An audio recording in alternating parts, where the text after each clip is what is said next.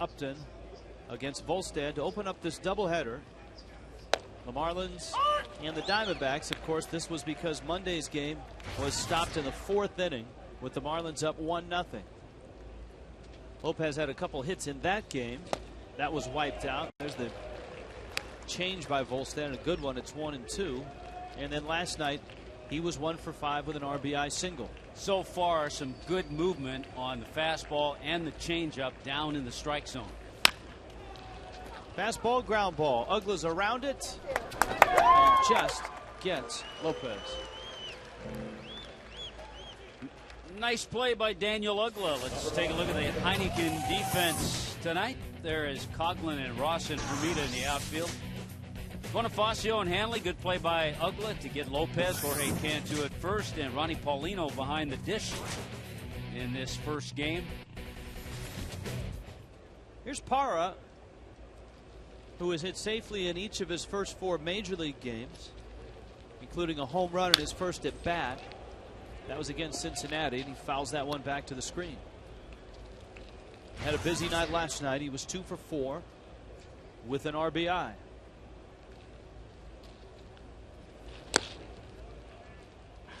Yeah, Parra has given this lineup a little different look with a couple of guys who run well. Actually, 3 guys with Lopez, Parra, and then Upton at the top of the order.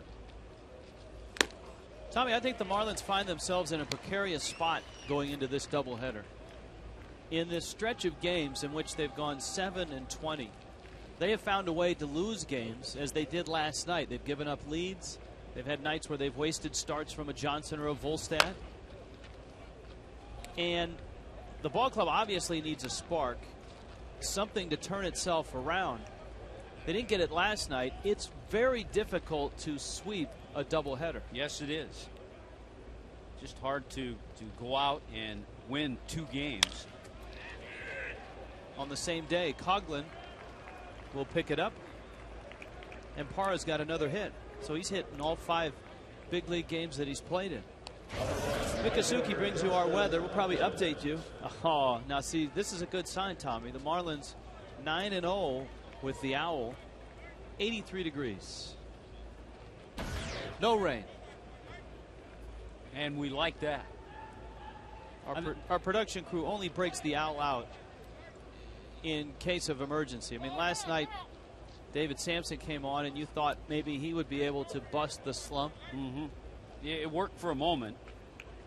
So the Owl is called upon early and, if necessary, often today. Upton with a big swing and a miss. You mentioned the wasted starts. Some nice ones by Chris Volstad, some nice ones by Josh Johnson last night in particular. And if you look at Chris's last 3 outings, his last 3 starts, he's 0-3, but went 6 innings in all of those and had a chance to win those games. But the one number to me that stood out in those 3 starts, as I started to look a little more at the numbers, in those 3 starts he gave up 36 fly ball outs and 28 ground ball outs. And he's not a fly ball pitcher, and that's why he's given up 8 home runs this year. He needs to keep the ball in the ballpark and keep that 2-seamer down. He was not a home run pitcher last year. No. Or in his career. In fact, he had a 3-0 lead his last start when Casey Blake and Xavier Paul hit home runs in the 6th. Paulino has it bounce away, and Parra alertly gets down to second. Wild pitch. Heads up on Parra's part. A curveball bounces as soon as Parra saw it bounce. He didn't even wait to see how far it got away, and got a terrific jump.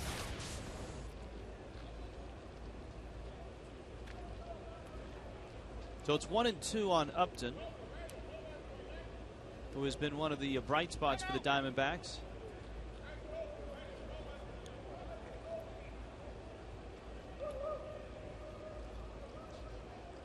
Seven home runs. He's driven in 20. He's just 21. He was on a tear earlier this year, had an 18-game hitting streak at one point. And the Marlins will see his brother over the weekend. when the Rays come to town. Wouldn't be surprised if the Upton family has just come down for the week. Come down from Virginia.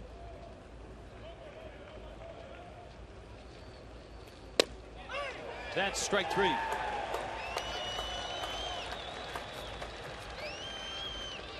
Well, that's a nice pitch. Yeah, I'm not sure what Upton was looking for, but a fastball, little movement, brought it right back on the outside corner and locked up Justin Upton.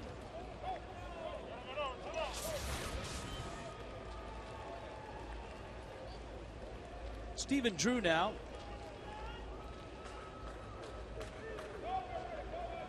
Oh for 3 last night.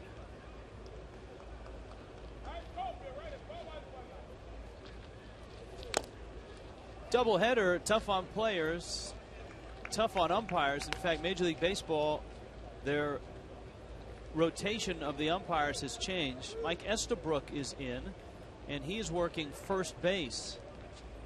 Tim Titchener was scheduled to work first base, but he'll get the first game off, then he'll get home plate in the second game.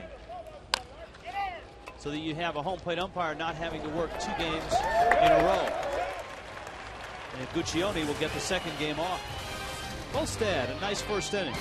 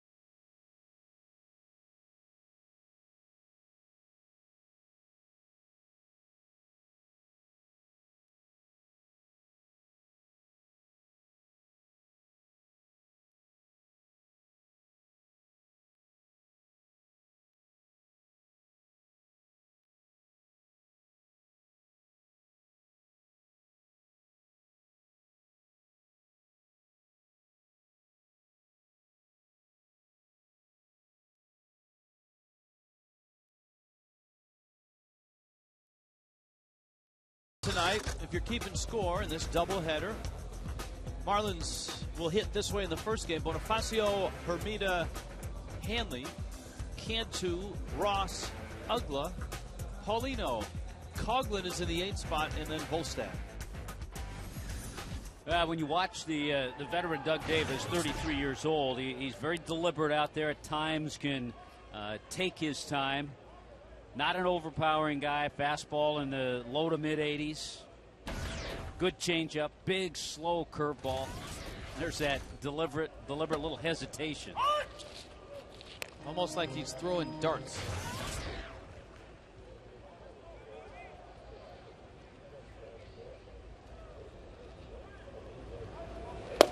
As slow as his delivery is right now, his pace used to be, but he's quickened things up a bit from earlier in his career.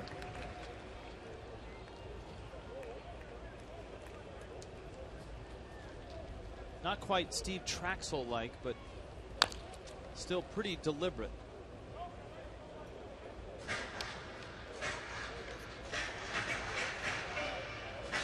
See, everyone's trying to get out of a slump right now. Yeah, you come up with all kinds of things. You get creative. You get the Vol stash.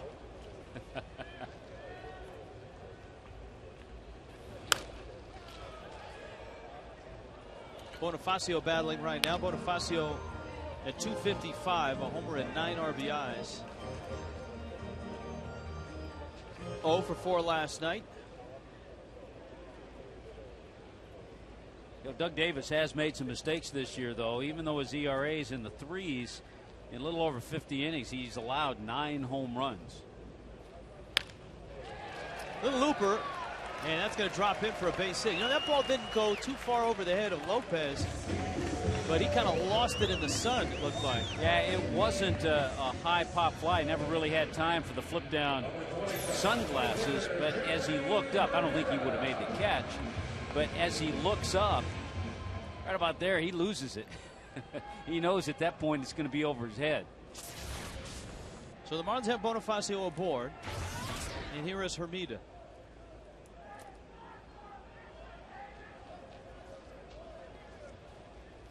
We've seen Hermida a few times this year, especially against left-handers. We've seen him hit it in this number 2 spot in the batting order. 6 times now, Jeremy has hit in the number 2 spot. Davis on over to first. You look at that patch right in front of first base there, and it's an indication that the Marlins, the grounds crew came out and worked on that spot. Yeah, you have to really be careful, by the way. Not a good day to steal. It's a little slow out there. Davis quick to the plate at times as he was there, and has an outstanding move to first base. And has a very good catcher behind the plate. You see that that area at first. If the Marlins were not a running team or didn't have a lot of speed, you wonder if that patch would have been laid down.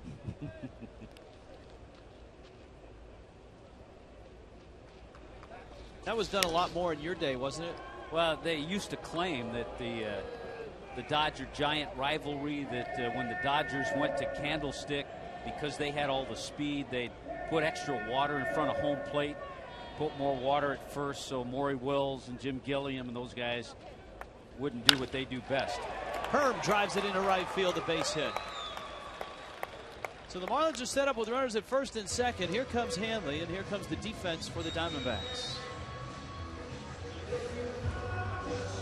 Heineken defense once again. Let's check it out for Arizona in their outfield. Parra, Young, and Upton. Very good speed out there.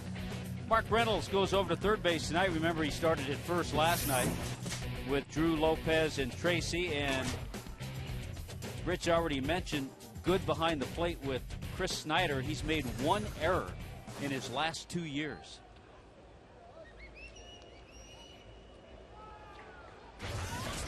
Hanley, 348 average, and a 2 for 4 night last night.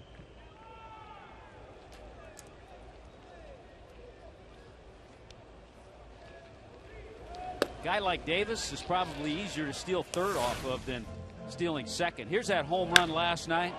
Oh, did Hanley get a nice pitch to attack, and he did. 7th home run of the year.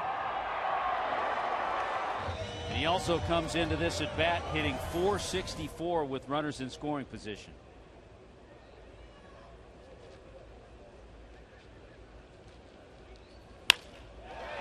Didn't get all of that one. Parra makes the catch. This is an area, Rich, that gave the Marlins trouble last night. Last night, the Marlins 7 out of 9 innings had the leadoff man on base and only cashed in 1 time.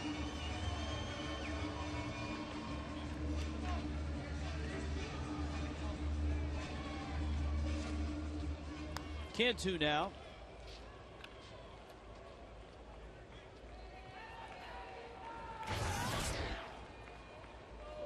Three hits last night for Cantu.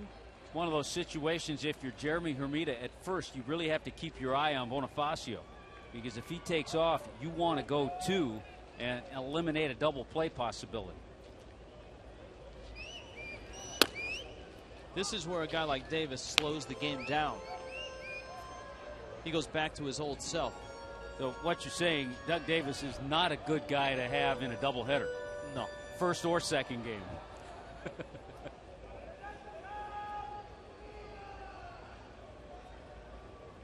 Hey, went to college in your area. That's right. What, are you blaming me for that? like I'm culpable. There go the runners, and Snyder's going to throw behind. Hermida good job. did a nice job, and he gets a stolen base, as does Bonifacio. Well, we were talking about the fact that he's easier to get a jump on going to third. Bonifacio got a great jump, so Snyder knew he had no play at third. He was trying to get the tail end runner, and heads up base running by Hermida to spot Bonifacio taking off. He got a decent jump and a double steal. Nicely done. Now Cantu has the middle infielders back. And he pulls it foul.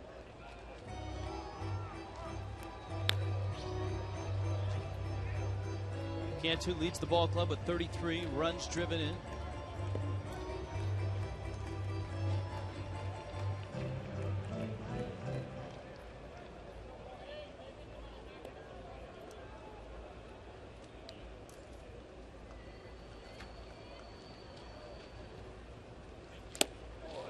Big curveball from Davis.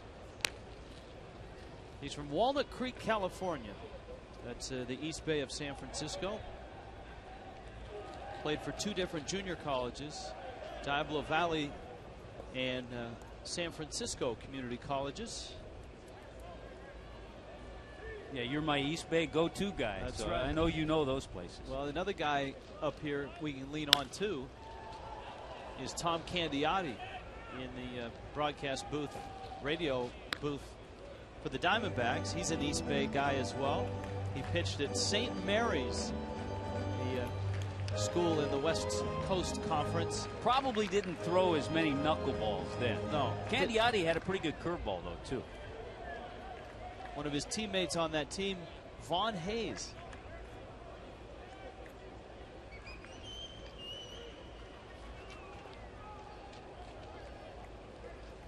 Cantu a slow ground ball. That'll get a run home. And so the Marlins are on the board. Well, that's a good at bat just to put the bat on the ball early in the game. The Diamondbacks have that infield back. And so Jorge Cantu, knowing that a strikeout is not going to do you any good right there. So Cantu picks up RBI number 34.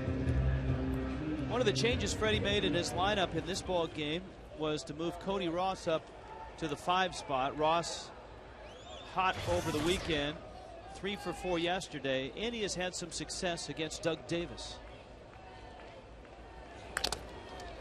Against Davis, 4 for 13. That's just over 300, but a home run and 5 RBIs.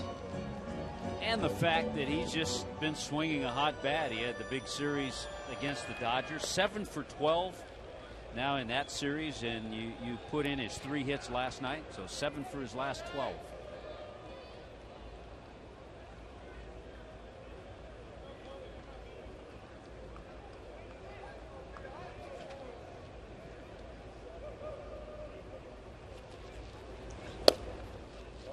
Davis is as upright a pitcher as you'll see.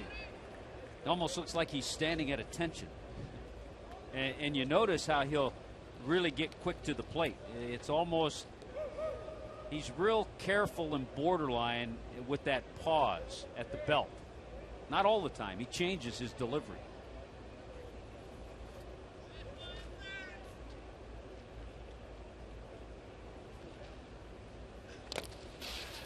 Ball in the dirt.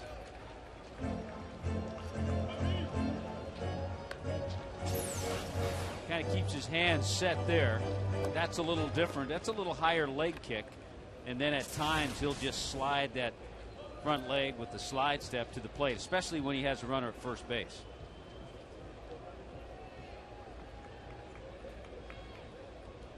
And the thing about Doug Davis, he gives you plenty of time to talk about all that stuff.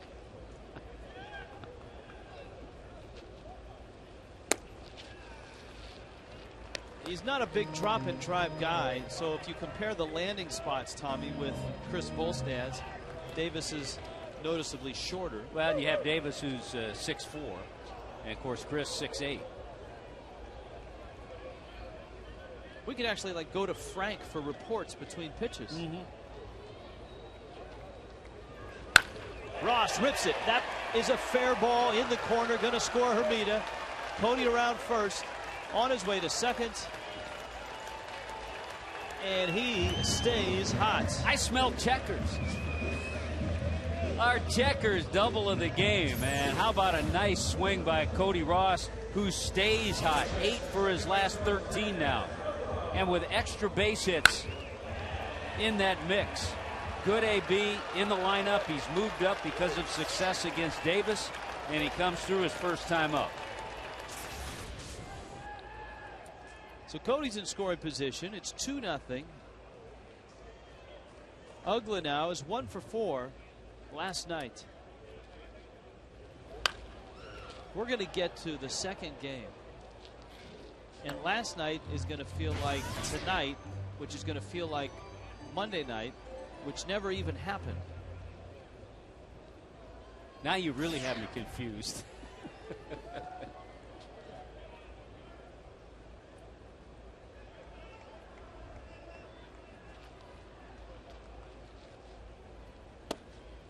A strike to Uggla. It's like a replay of one of the Back to the Future movies.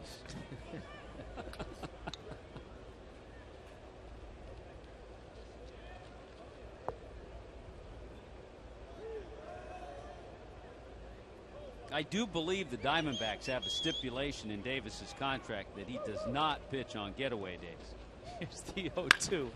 Ground ball to short. A nice hop up for Drew. And he throws out Uggla. But the Marlins strike for 2. Couple stolen bases, 3 hits. Nicely done. It's 2-0.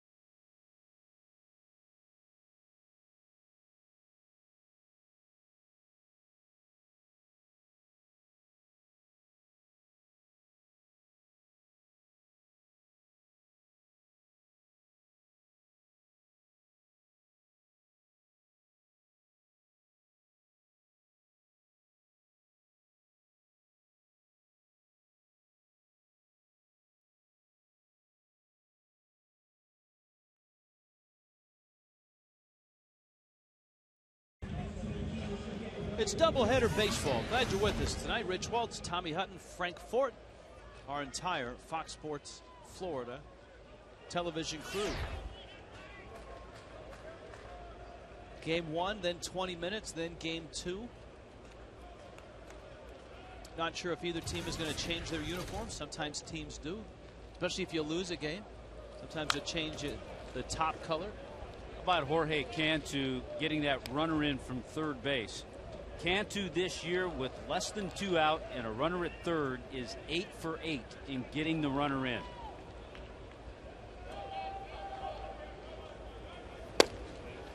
I like that stat because it's not a batting average stat. Yeah, and it's not necessarily a base hit. Infield's back. Sometimes it's not back. Then he gets a base hit, but just made contact and just got the run in. Mark Reynolds went around. Nice curveball, too, from Chris Volstad. Second strikeout for Chris.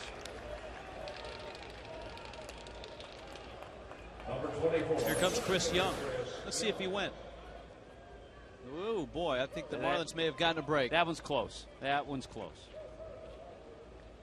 But it's a long night for the umpires as well. I mean, it's a rough night if you're an umpire in any game where you have to stand out there for 3+ hours and not sit down. Can you imagine doing that twice? As we noted, there is an extra umpire, so the man working home plate, Chris Guccione, in this game won't have to work the next game.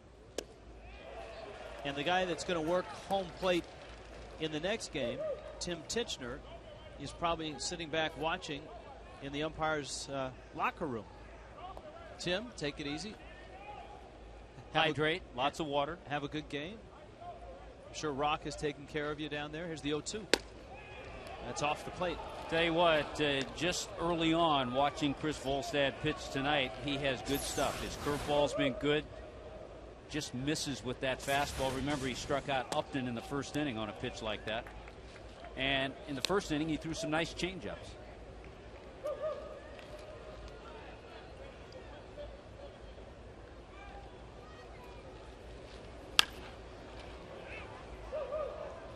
These two teams cut from the same cloth in that you get some big results and some big strikeout numbers. There's up and down this Arizona lineup and up and down the Marlins lineup, guys that'll strike out but can also knock it out of the yard. The Marlins, maybe not so much as last year.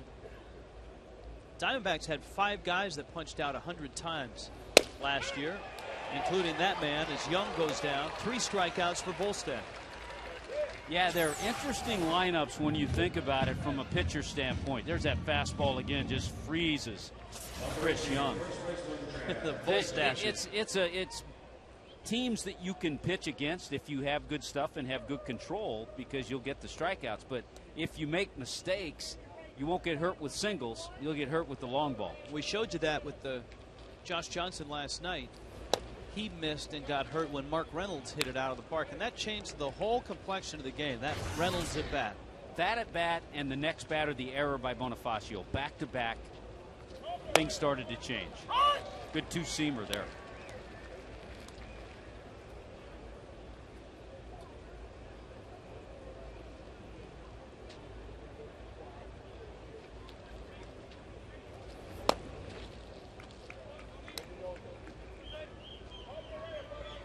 Two and one. Been a struggle this year. There's another guy that the Diamondbacks want to try to get going. He's a better hitter than his average and numbers so far. Tracy shoots it on out to shortstop. Hanley picks it up, fires to first. 1, 2, 3 for Volstad in the second.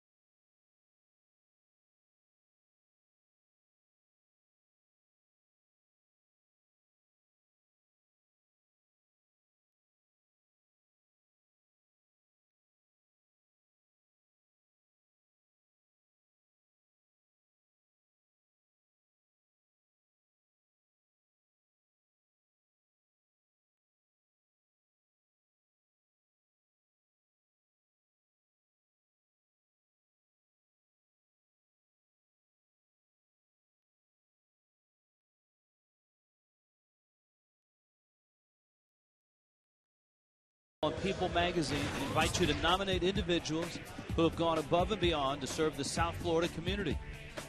30 everyday All-Stars will be honored at the 2009 All-Star Game in St. Louis. To nominate your community All-Star, go to peopleallstars.com today. Tommy Hutton appearing in People Magazine's 50 Sexiest Baseball Analysts edition. That was on newsstands very briefly last week. Yeah, it sold out right away. You and Mark Grace, cover boys. Ronnie Polino, Chris Coughlin, and Chris Volstad. Another area, as we've watched the Marlins through their 7-20 struggles, another area is adding on. There have been times where the Marlins have jumped out to early leads, and they haven't been able to add on and give those pitchers a little more of a comfort zone. After an 11-1 start, a 7-20 slide. And not really one thing you can put your thumb on and say, you know what, if Freddie could just fix this, everything would be all right. Because there have been nights where the starting pitching has been there, but the hitting hasn't. There have been nights where the starting pitching isn't there, but the Marlins score 5-6 runs and still lose. Last night the defense certainly let him down.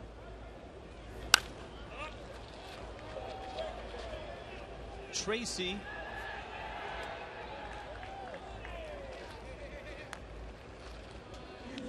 Well, we have lots of time to give you the scouting report on Doug Davis. We've talked a little bit about some of this. A finesse guy, the big sweeping curveball. We've seen that. And don't get picked. He's got that good, quick move to first base.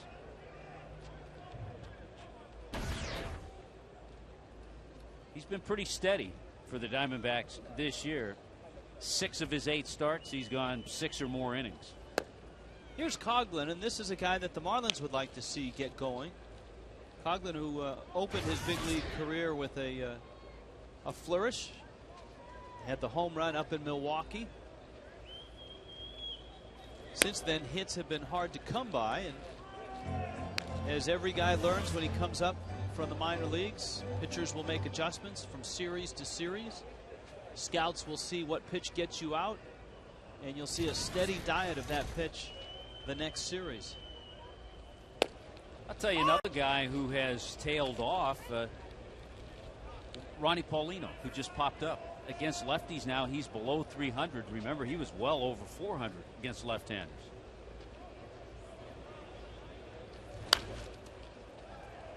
Coughlin fouls it off.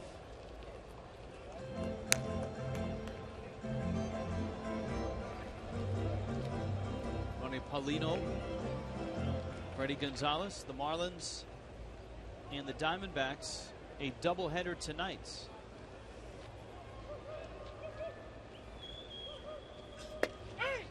Outside corner. So Coughlin goes down. Sun Sports and Fox Sports Florida, home for the ACC baseball tournament. Georgia Tech, Boston College tomorrow at noon.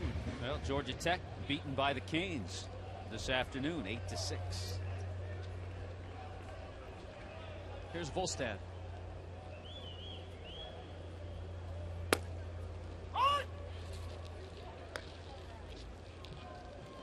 Yeah, Davis has been one of those guys over the years, certainly not flashy, but 5 times in his career he's had 11 or more wins.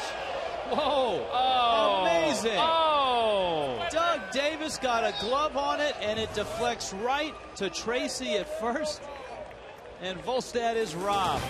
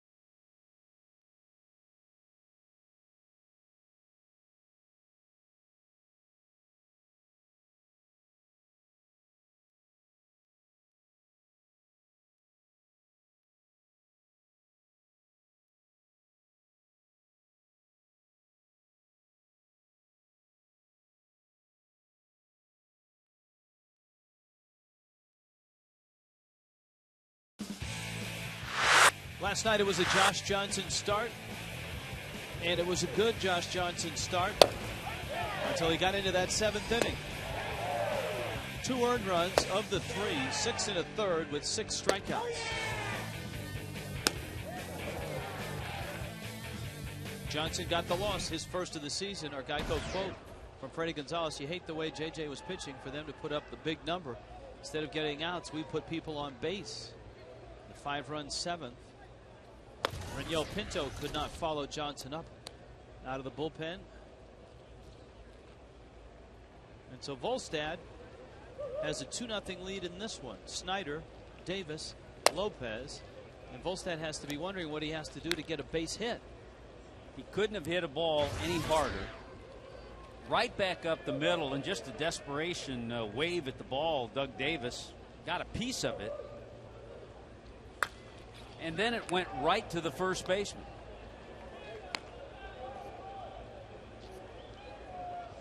But Chad Tracy over at first may have been just as surprised. You should have seen the smile on Tracy's face. Sheepishly looking at Volstad like, you know, oh man, you were robbed. Yeah.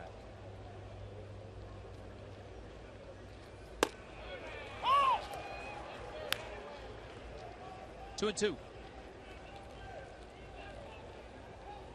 This is the only game going in baseball right now. A doubleheader here tonight. Nothing played this afternoon. That's a strike. Well, let's see. Chris Snyder not real happy. No, he wasn't. Remember Mark Reynolds, who his check swing was a borderline one, and he was called for a swing. Another good curveball. And he went a lot more than Reynolds did. So he doesn't have the beef that Reynolds had.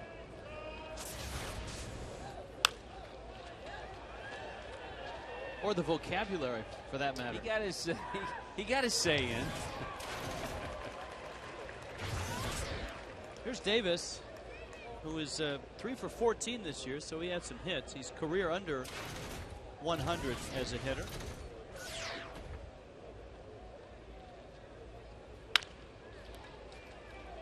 Brings Cantu off the bag, who flips to Volstad. 2 quick outs. All right, now I don't think you could stage this and pull it off. Yeah, lovely. Look at that. Just a sweep with the glove, kind of out of protection. And then it goes right to the first baseman, Chad Tracy. Unbelievable. Chris, you was robbed. Second time through now for the Diamondbacks against Volstad. Lopez. Felipe, our guest last night after the ball game, talking about his stay in St. Louis and what that did for his career. Kind of reinvigorated him. I thought he made an interesting statement too when he was talking to Frank about Frank mentioned Orlando Hudson, so he's kind of replacing Hudson. But when he was in Cincinnati and he came up, everybody remembered Barry Larkin. And all of a sudden, Felipe Lopez was the shortstop. By the way, Barry Larkin would not have hit that good changeup there. So he's been around, and he also said the O-Dog is good friends. So no pressure there. Bonifacio on over to first in time. Lopez is out, and Volstad is cruising.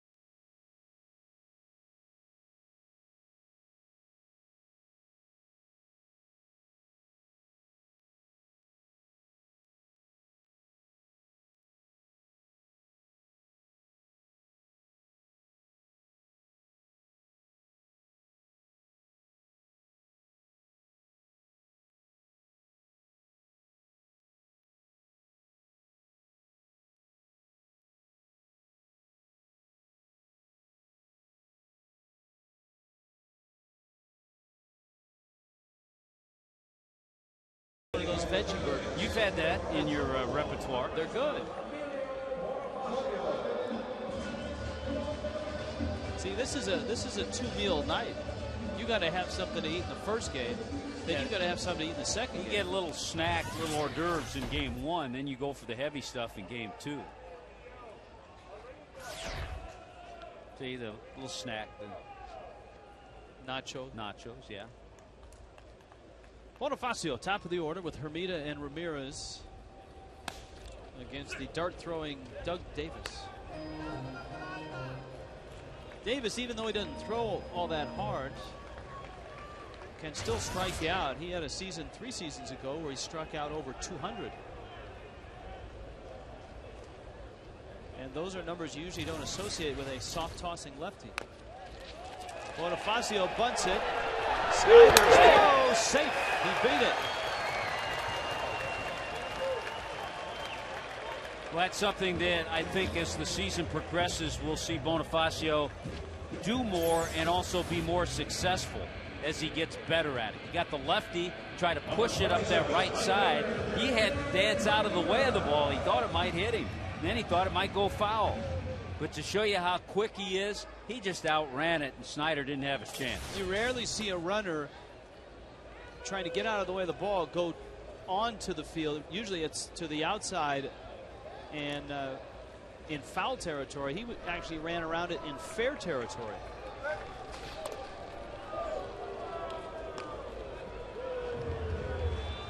This is where Doug Davis goes into the 4 corners offense.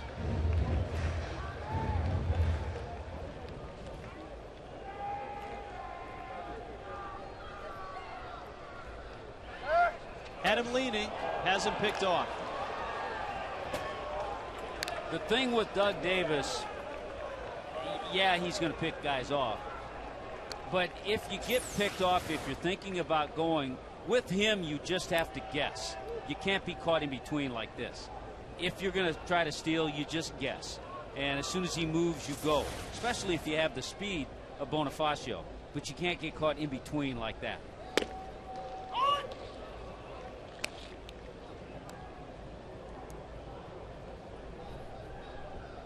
And the other thing that's discouraging about that, we know he has a great pickoff move. Andy Fox, Freddie Gonzalez, Emilio Bonifacio knows that. Well, he should. He was his teammate last year. Plus, it's only written 1,000 times in the scouting report as well.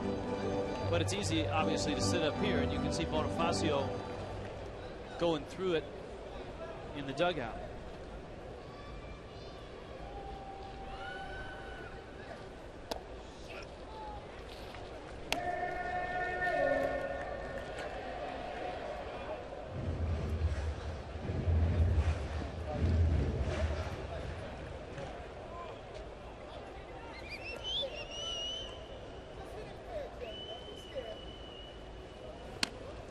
Misses to Hermida. So Jeremy, who singled and stole the bag in the first, walks here in the third. Up comes in. First walk in the game for Davis.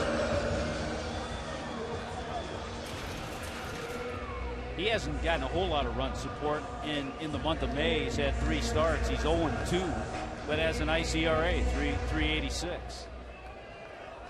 But when you have a ball club, and the Diamondbacks certainly have struggled scoring. They're 15th in the National League in runs.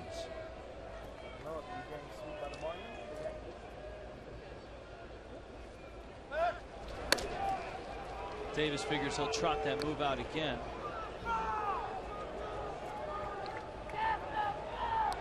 Hanley lined out back in the first. You may ask, who is last in the National League? Tommy, runs.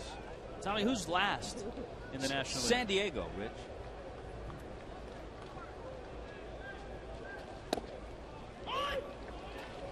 Now, San Diego, you can understand. Arizona, that's a tough one with all the guys that they've got that can hit the ball out of the ballpark. And, yeah, and you mentioned they play in a great hitter's park. Hitter's ballpark. San Diego plays in a pitcher's ballpark.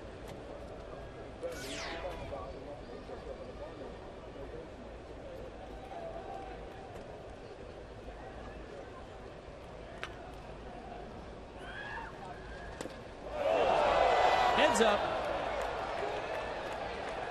And you may find yourself with a souvenir.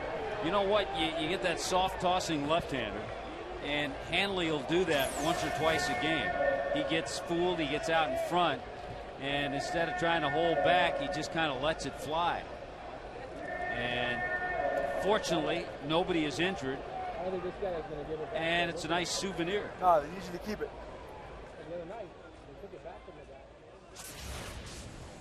You know, the fan following protocol made a motion like, do you want this back? Because oftentimes when players lose a bat into the seats, that's their game, or they want that back. They'll trade them another bat for that. They'll give them another one, yeah. And the fan looked like he was offering Hanley the bat. He knew the protocol. Yeah. That's good.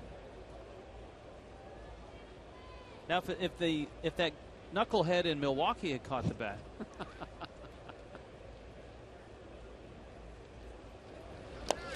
Hanley takes inside. Here's how it works. Had Hanley hit a home run his first time up, and the fan went like that, Hanley would have said, yeah, let me have that back. But Hanley hit a fly ball to left field, so he's not superstitious. He said, I'll try another one now. If he'd gone deep his first time up, though, he'd want it back. He'd have taken the fan up on that.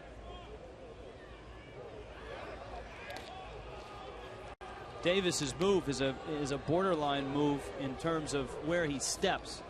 That right foot, if he steps on the home plate side, if you draw a line from the end of the rubber right to the first baseline, if a pitcher steps on the home plate side of that line and goes to first, that's a balk.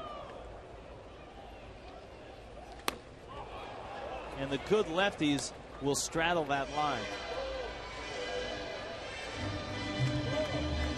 Family Sunday ends the Raid series at 1:10.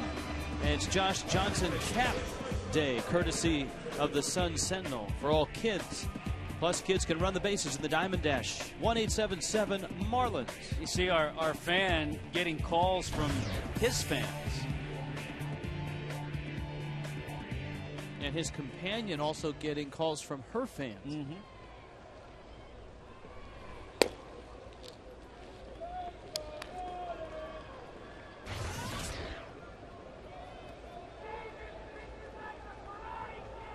Cantu delivered a run back in the first. So 34 RBIs for Jorge.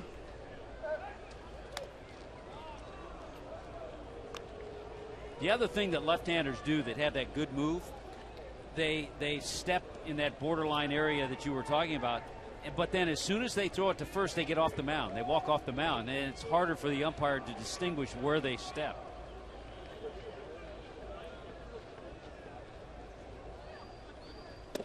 Had a crafty lefty tell me once, the other trick is the foot that you step with, point your toe towards first, but if you step towards home plate, you still have your toe pointed towards first, and it kind of is an optical illusion. Jimmy Key, very successful major league pitcher, Toronto, New York Yankees, used to be very deceptive. One of the best moves that I saw, with his knee, with his foot. On!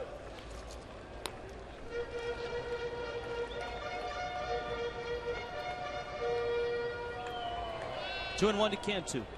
Marlins off to a 2-0 start.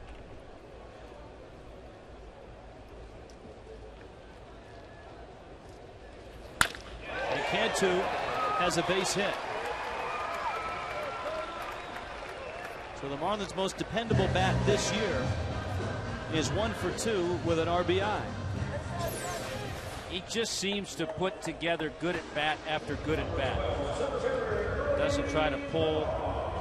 You think Eric Burns told the other outfielders about the cut in the grass and how that ball's going to move around?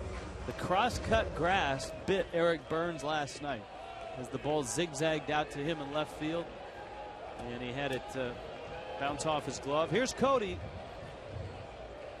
RBI double.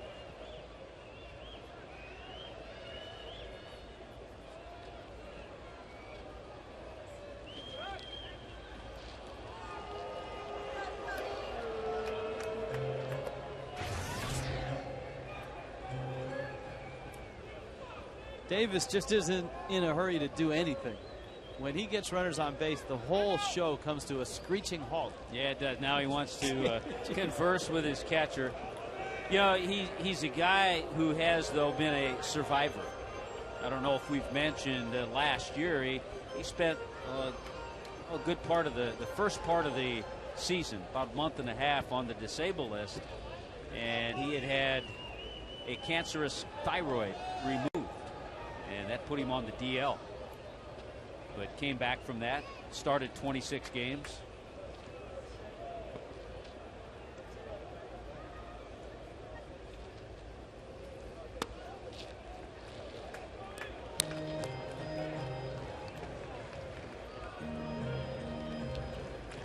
Yeah, that cut his season short by about a month and a half. This is his third year in Arizona, spent 4 years in Milwaukee, 3 seasons in Texas. Everybody could use a dependable lefty on their staff, and that's just what he's been. That's what he's been. He's going to win you anywhere from 10 to 12 games. He's going to give you 30 starts. He's going to give you 6 innings at least every night. And, you know, that may sound ordinary and average, but the Marlins would love to have somebody like that they could plug into their rotation right now. And for that, he's getting paid pretty well, too.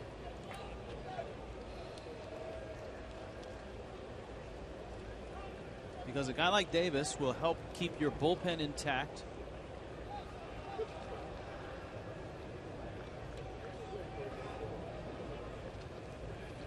See, we need Doug Davis to pitch on Email Tuesday.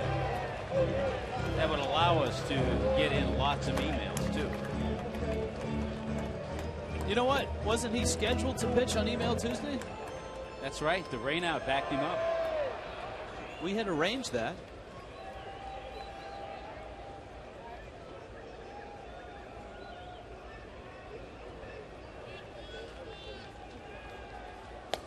He walks Cody Ross. So Uggla comes up with the bags loaded and 2 outs. You know what? Even though the bases are loaded, it's almost like he pitched around Cody Ross and he would rather go after Dan Uggla. Todd Stottlemyre Jr. out there. Excuse me, Mel Stottlemyre Jr. There might be a Todd Stottlemyre Jr. somewhere, but that's his brother's son, possibly.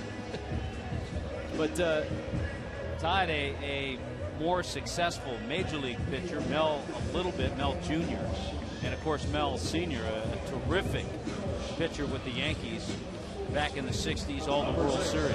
And that one of the changes of the Diamondbacks when Bob Melvin was let go, Brian Price resigned. And so Mel Stottlemyre Jr., who had been a minor league roving instructor and a minor league pitching coach in the Diamondback system, got promoted. Davis can't find the plate right now, and it's 1-0 to Uggla. You keep waiting for that breakout moment of Dan Uggla, and no better time than with the bases loaded. But right now, this year, we know his average is below 200. Dan's hitting about 150 against lefties. The lefties have really given him trouble.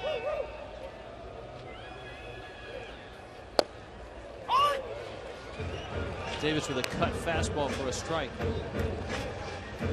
Well, remember, Bonifacio got picked off to start things. Hermida then walked, Cantu singled, and Ross walked. And we talked about adding on.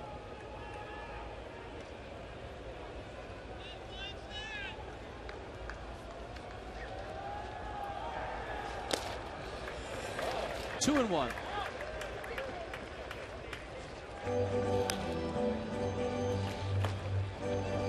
And Doug Davis this year is making $8.7 million. So you have to pay a hefty price for someone to give you those innings and 10, 11 wins.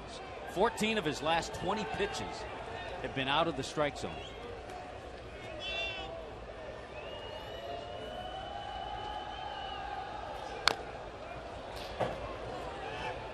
He signed that contract in January of '07.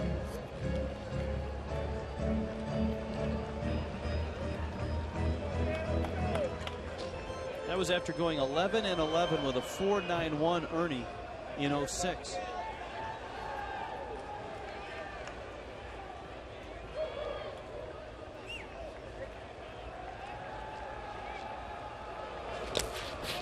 Down low, it's 3-2.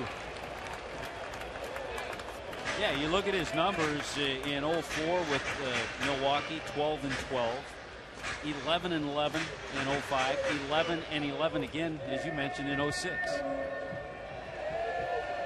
And in his career, he's 83 wins, 88 losses.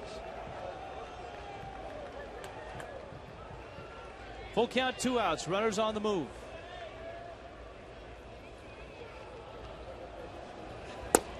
And he walks him. Cody Ross got such a big jump. Davis's delivery to the plate is so slow that as the pitch came to the plate, Ross was rounding second and had to dash back. But you know what? If he's going to give it to you, allow you to look at that. Cody takes off. Here's the windup. And by the time he delivered, Cody Ross was rounding second base. Good at bat by Uggla to not chase that cutter slider that Davis was trying to give him down and in. We've seen a couple of steals of home in Major League Baseball this year. This is a guy that if you ever got him out of the windup and you were at third base and you had a little bit of speed, this is the guy to do it on. Yeah, a week or so ago, Jason Worth of the Phillies. A steal of home. A straight steal, not on a double steal either.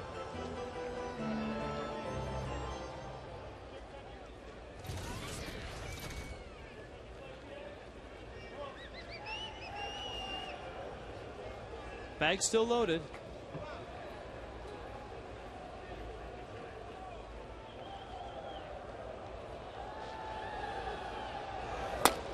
Paulino takes high. It's 2-0. The last thing either manager wants to do in the third inning in game 1 of a doubleheader is get somebody up in the bullpen. But A.J. Hinch has seen his veteran lefty go over 60 pitches already.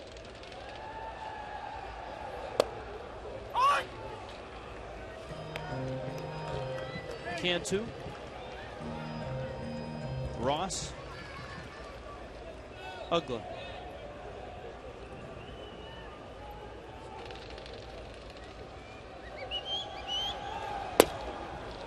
And at Davis's pace, it feels like 80 pitches. He's consistent with that cutter. He just tries to continue to work it inside.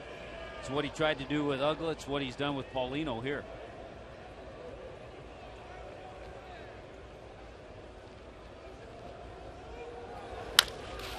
Paulino went out of the zone to get that one. Reynolds fires across in time. Marlins add on. They do it with a bases loaded walk.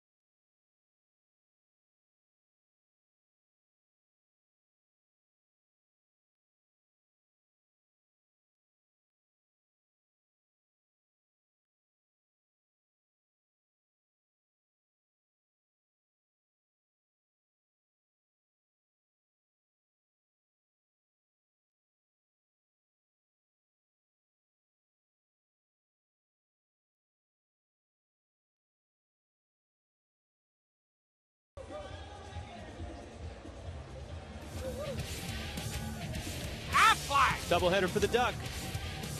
He's ready, though, since 1919. 75 pitchers have won both games of a doubleheader. Who was the last to win both ends of a doubleheader? Now, it has to be some reliever. Yeah, probably a reliever. Years ago, you'd hear the stories of the starters starting both games of a doubleheader. Knuckleballers have done that in the past. Jim Holley venturing a Wilbur Wood. It's a good guess. Volstad throws a fastball high. We'll see how Chris comes back after that long inning.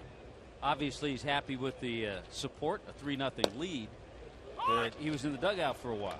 It's got to be an obscure middle reliever because a closer wouldn't win both games, right? That's right. He would get a save, you would think, in both or either. Nice curveball. Chris has a couple of curveballs, different ones. One's a little harder, and one's he'll use when he gets ahead. 2 strikes. Change up. He's a little bit of everything here at Parra. 4 strikeouts for Volstad. Parra, Upton, Drew, 2, 3, 4 in the Diamondbacks order.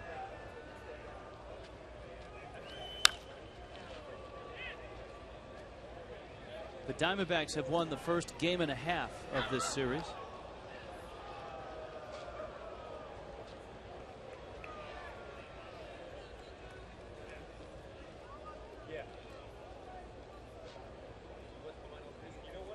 We've got established starters in the first game.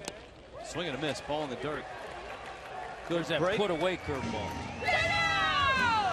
And that sounds like the bunch of Volstashes, and Frank's right in the middle of them. Frank? That's right. We are. From my left, it's Matisse, Amanda, Gio, and Bethany. And Amanda is the brainchild behind this. What is the purpose of this? We're trying to get him to grow a mustache. I mistaken his name once, and we thought this would be a fun idea, and we want him to grow one out. Why him, though? Is he your favorite player? He is. Why did you decide to go along with that as Volstad makes the play on the bunt? Why did you decide to go along with this, Gio? Why not? This is fun. Just sit out here, Volstache. I'm sure he needs that mustache because every team that succeeds and wins has a mustache on the team. You know? All right, guys. Well, you know what? We had McCann's Cans in Atlanta. And by the way, these guys look suspiciously like Fasano's Paisanos from Philadelphia. But this is definitely their own thing. A Volstache crowd. And they are loud, and they're cheering for the Marlins big time today. And Frank, if Frank, if you shaved the goatee, you would fit right in. Yeah, but that's not going to happen, Rich. They want me to shave my goatee. What do you think? Yeah, you gotta join us. He's got to join us. All right, there you go. They want me to keep the stash, though. Oh, word. Okay. Volstache. Well, they want me to join them, Rich, but I don't know if it's going to happen. We'll take a vote later. Swing and a miss by Stephen True. We have to see at 22 years old if Chris, who's very fair complected, I don't think he'd have that dark stash. Might take him a while. He could get one of those tape-on jobs. Yeah, and of course a little Just for Men, darken it up right away. I don't know if it would be a good look for Chris, though. The clean-cut, youthful look. The baby-faced assassin is a little better look, I think, for Volstad. Frank? Hey, guys, just one more quick note. These three just graduated from the University of Miami. Amanda graduated in sports administration. You want to be the future Marlins general manager, is that right? That's correct. Okay, so Mike Hill, better watch out for Amanda. Are there any GMs in baseball that have mustaches like that? Did Ned Coletti have one at one point? Yeah, I think he did at one point. I'm sure there's some GMs, sure. Yeah, didn't Ned Coletti have a big stash? I thought he did. I think so, among Major League general managers. I think that's the only current Let me just say, if she ever becomes a Major League general manager, she better try to bury this tape. Maybe clean up before the interview. Nice inning. Chris Volstad, 6 strikeouts and 4 scoreless innings and a happy fan club.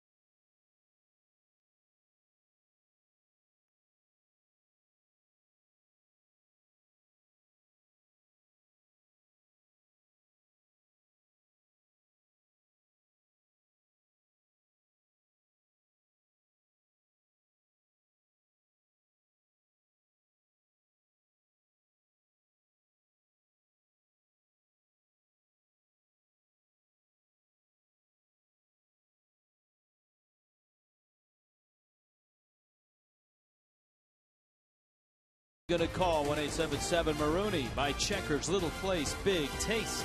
By Corona, the official sponsor of the timeout. By South Florida, Ford.com. And by Heineken. Give yourself a good name.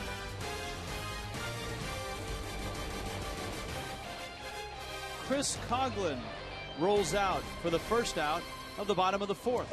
He's in that frustrated mode right now, trying to adjust to big league pitching. You know, sometimes you see him up there patient. This time, after that first pitch, a cutter away, not a real good pitch to certainly chase on the first one. So it's the learning process of a young hitter. Doug Davis owes Chris Volstad a hit.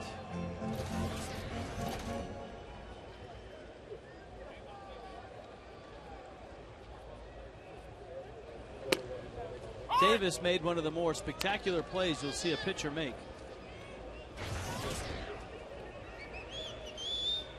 Sort of accidentally deflecting the ball to first base to get Volstad.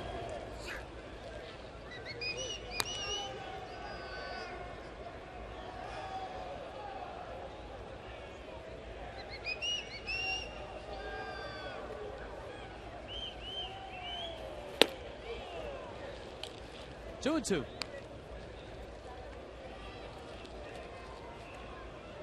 Five hits for the Fish, just one hit for the Diamondbacks.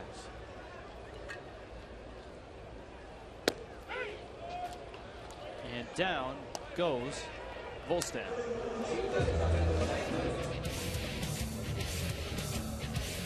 Right, this has got to be an obscure middle reliever. Let's see if it is a middle reliever. 75 pitches since 1919. Wow.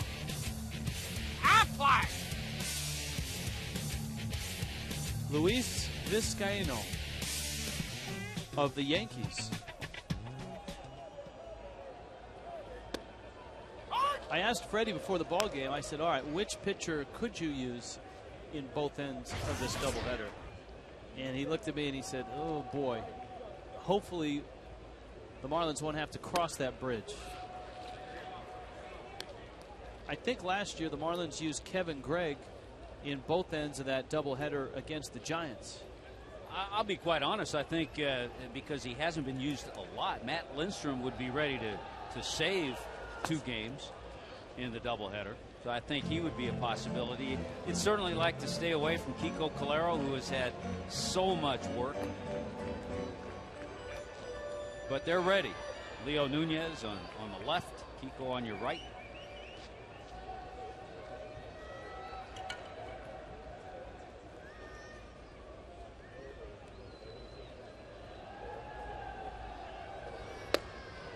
Bonifacio goes up after a high fastball.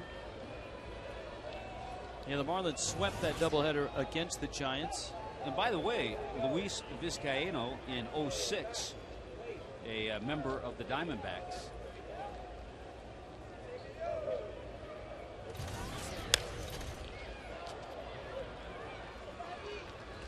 Two and two. Look at that.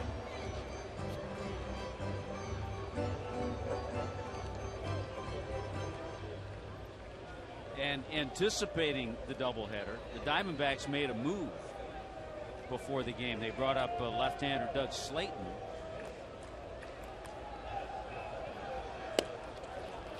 Just to add another pitcher to their roster. Davis has a bounce back inning, a 1-2-3 fourth.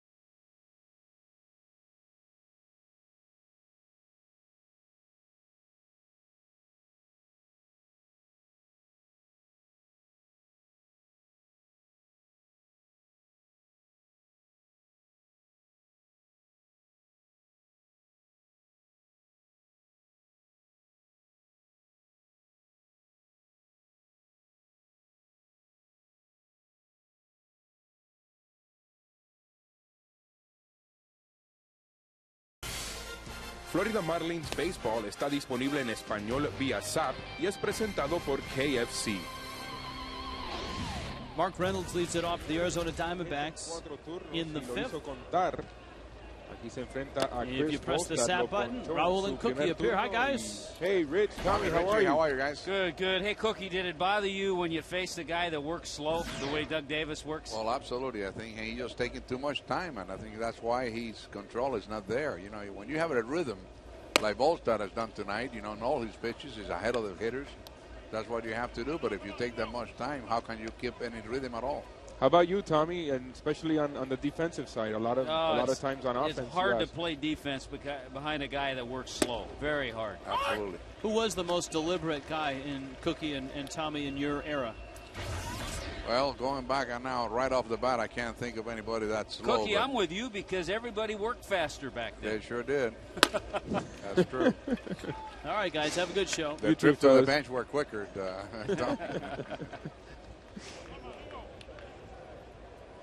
Well, a first little nick for Chris Volstad, walking the leadoff man. One of the few times he's fallen behind in his first walk of the game. Chris Young now.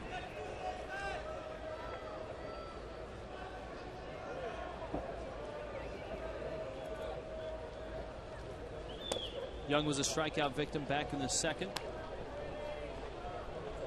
I think A.J. Hinch has the same challenge that Freddie has had for the last 2 or 3 weeks, in that he's got a group of hitters that are cold, and there's no place to hide multiple hitters in a lineup. You can hide one guy, but when you have 2 or 3 guys who are struggling, they end up bunched up against each other. Well, yes, Young hitting 177 coming into the game. After him, Tracy hitting below 200. Snyder hitting just a little over 200. Stephen Drew a little over 200. The good news is that it's an opportunity for Chris Volstad after that leadoff walk to work to these hitters in the bottom part of the order, these hitters that are struggling.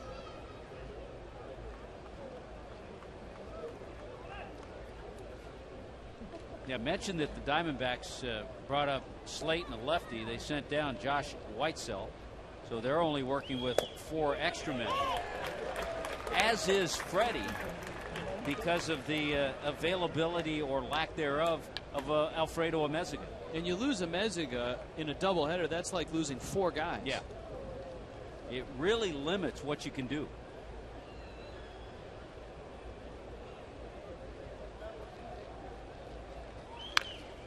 Amezaga is not ready and may not be close, so the Marlins may have to make a decision in the next 3 or 4 days whether to disable him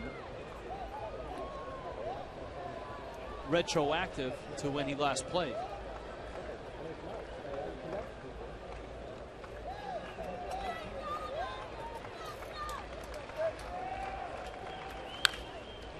That one fouled back to the screen. Frank? Hey, guys, just talking to Freddie Gonzalez before the game. Alfredo scheduled for another doctor's visit on Friday, so they're thinking at the earliest he might be available Sunday. So, again, like you said, they're going to have to make a decision, but I don't think we're going to see Alfredo at all before Sunday. And it's hard to go a week without a guy like Alfredo to begin with, but if you lose that extra position player and go a week, it can really hamper you if you're a skipper. Yeah, think about some of the moves that Freddie likes to make and plug in Alfredo in many different positions. Swing and a miss. Runner goes. And Reynolds steals it.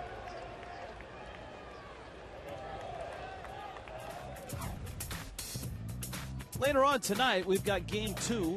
Tomorrow will be the final game of the series. And then the Rays are here for this weekend, and you can see all 3 games on Fox Sports Florida. Although Tommy and I won't be here. We will be lounging about watching Dwayne Statson, Kevin Kennedy, and Todd Callis. And the Rays broadcast crew. Reynolds is running again. Paulino's throw. Mark Reynolds steals third. Well, you know what? To his credit, he saw that he wasn't getting a lot of attention paid to him by Chris Volstad. Chris a little slow to the plate, and he took advantage of it. Now, when your club's down 3-0, you have to be 100% right, and he was. Yeah, what did we lose the coin flip to Dwayne Statz and Kevin Kennedy? No, we won the coin flip. That meant they had to work. Well, yeah, but I would have liked to seen the Rays. You get a good ball club. But I'll enjoy my time.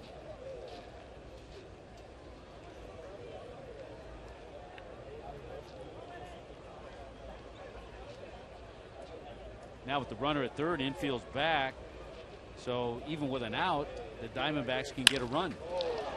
Lined into center field, a base hit. And so the hustle of Mark Reynolds pays off.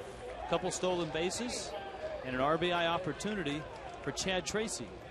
The other thing, Rich, that we've seen over the last couple of weeks, we talked about the Marlins adding on. It's something they haven't done the last couple of weeks, but also putting a Band-Aid on that inning when the other team has a big inning or at least scores 2 or 3 runs. Try to stop it. It's something that Chris has done pretty well in his young career.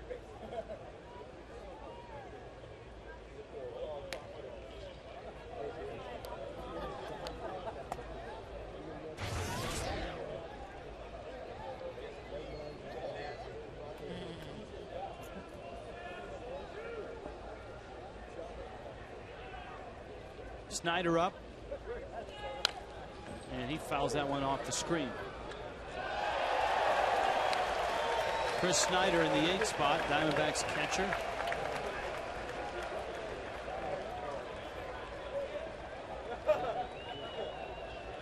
Nice play by the youngster. Boy, Chris Volstad already has tied his career high in strikeouts in a game, 7.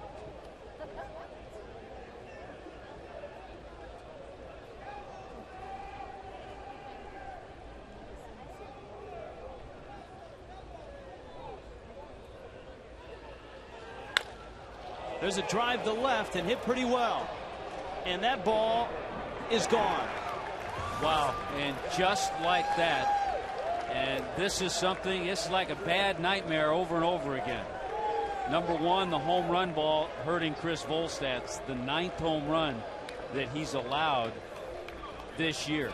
Number 2, the Diamondbacks here at the bottom part of the order, guys who have been struggling, tie this game with 3 runs in this inning. Middle of the plate, and Snyder, who had a grand slam the other day in Atlanta, had a 5 RBI game. Big 2-run shot there. Into right, Hermida is there, and he makes the catch.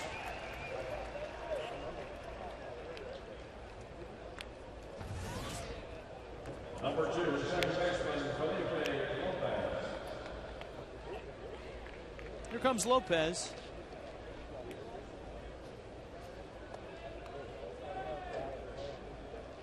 Felipe 0 for 2 has bounced out a couple times. 3-3 ball game.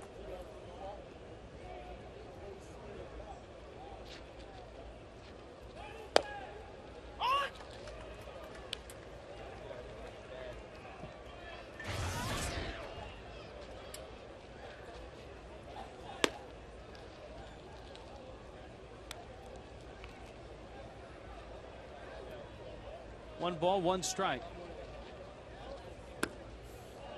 And Volstad buries that breaking ball. You're right, like a bad penny. This just keeps coming back. Yeah, it's like the same plot. We've seen it before. Reruns. Marlins jump out to a lead. Opponent comes back with a big home run. And a lot of damage in 1 inning. And it all started with that leadoff walk to Mark Reynolds, and then Reynolds alertly stole second, stole third.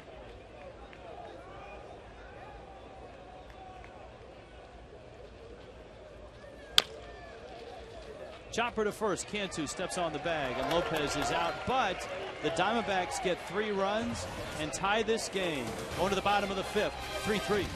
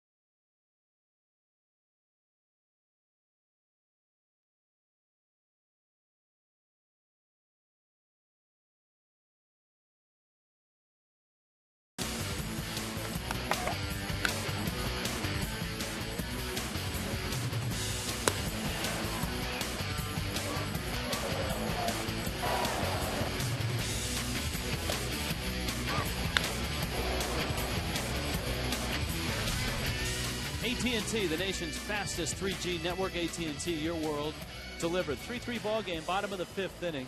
Marlins and Diamondbacks. Rich Waltz along with Tommy Hutton. And Doug Davis delivers to the plate.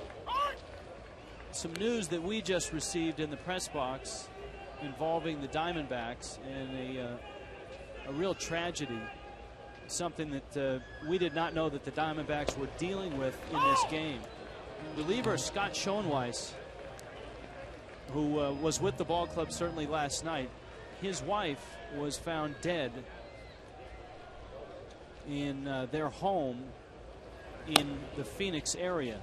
And Schoenweiss has left the ball club, obviously, to be with his family. This being reported by the Arizona Republic. Gabriel Schoenweiss was 39. And that obviously puts a lot of things in perspective. Here's the 2-2. Schoenweiss, of course, a major league veteran, has returned home.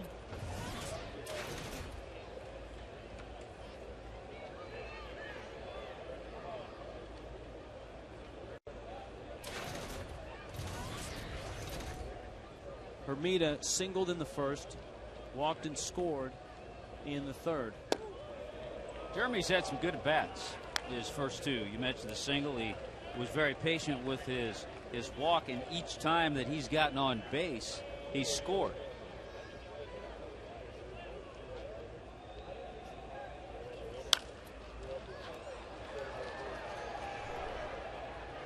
Reynolds is over, and that ball is out of play. So certainly our thoughts and prayers are with Scott Schoenweiss and the Diamondbacks organization. Well, just a tragedy, and it just brings it, as you said, into perspective that these guys are real life people and things happen. 3-2. That's popped up, and Reynolds is there, and he makes the catch. So Hermida's out number one. Here comes Hanley Ramirez with Jorge Cantu to follow. So far, Hanley hasn't looked real comfortable against Doug Davis. A fly ball to left, and he struck out his last time up. And you think about the last 23 games for Hanley, hitting over 400. 7th in the league in batting average coming into today.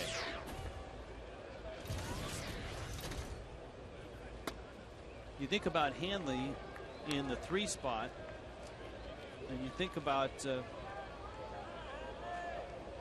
if he could win a batting title, if he could compete early in his career.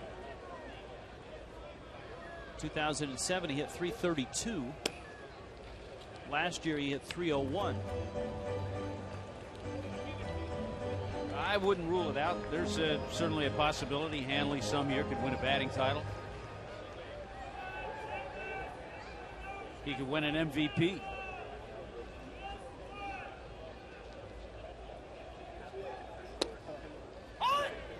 At the knees, our Toyota trend. 85 home runs, leads all shortstops since his rookie season.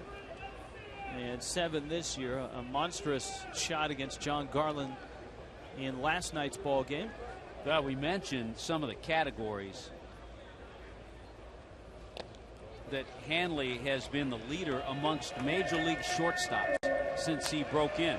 Runs, doubles, home runs, you just saw that, walks, and slugging percentage. Leading all major league shortstops, not just National League. And I voted for Hanley today in the All-Star. I went online, I voted for Hanley. Nice. Hanley is aboard. Who else did you vote for? Let's see. I went with Pujols at first. I went with Zimmerman at third. I think I went with Brandon Phillips at second base. That's a good call.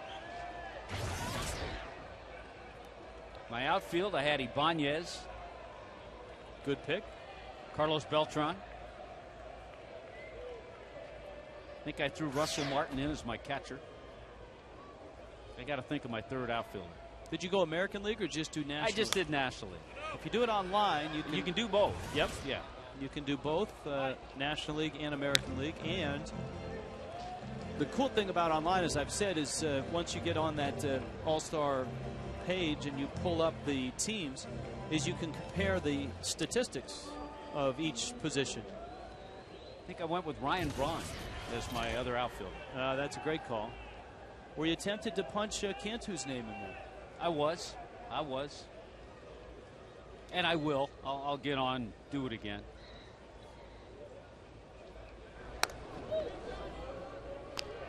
Davis has already picked one off.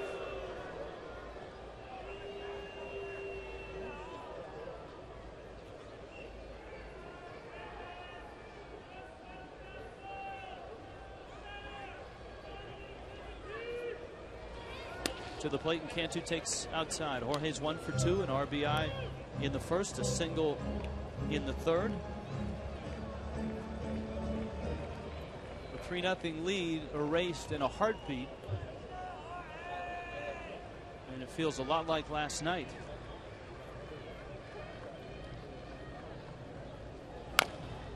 The fate that the Marlins suffered in Milwaukee as well.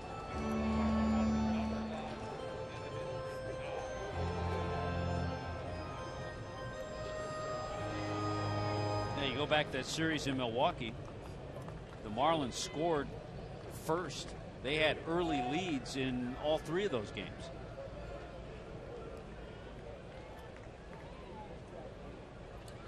That was like a bad movie too, because then the Brewers would come back and then we'd see Trevor Hoffman.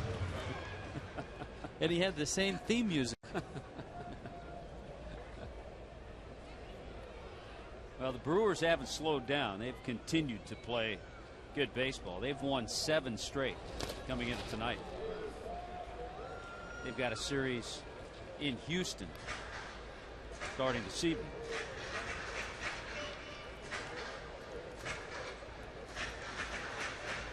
Cubs and Cardinals 3 back. Cincinnati 4.5 back. Houston and Pittsburgh 7 back in the Central. The Dodgers have been given permission by the commissioner's office to print postseason tickets in the West. A 7.5 game lead. That's amazing. Cantu up the middle, diving stop. Drew couldn't get it out of his glove. Hanley's safe, and now he's racing for third.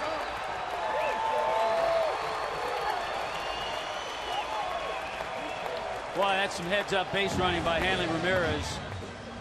You could see the hesitation in Drew. He made a nice play to pick this ball, but then had a little trouble getting it out of his glove, didn't have a good grip on it, and flipped it away from Felipe Lopez. It took Hanley's alertness to see where the ball was and realize that he could get to third base. Look at him turn around, pick up the ball. Always watch the ball. It's going to be a base hit and an error on Drew.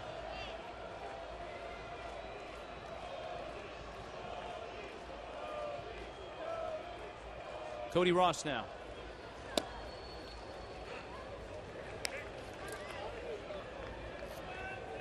Ross has got the old school eye black on. You know how they have those little, almost like Band-Aid things? The stick-em things, yeah. That's the old school. He'll look like Alice Cooper later in the game. That's usually a Meziga's look. He starts sweating and starts running down your cheek.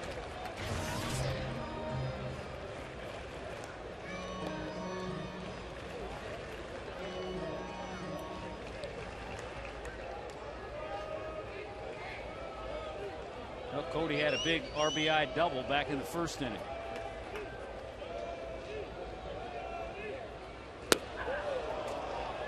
Of course, it's a twilight doubleheader, so you wonder, oh, the big man's up, John Roush. You wonder if in a half an hour or so, Cody wipes the eye black off.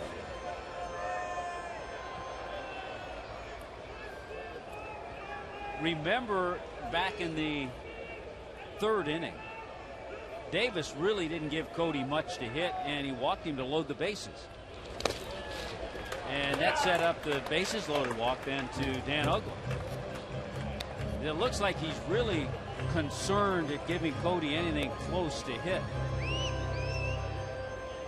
Yeah, this has the same feel to it.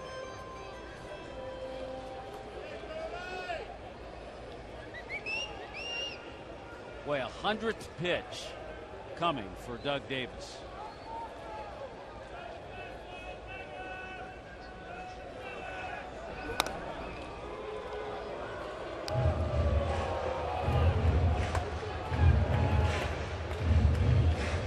One out.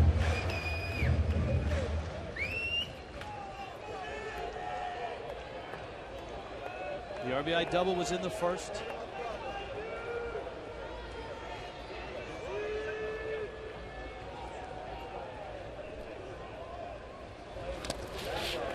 Ross walks. Bags loaded.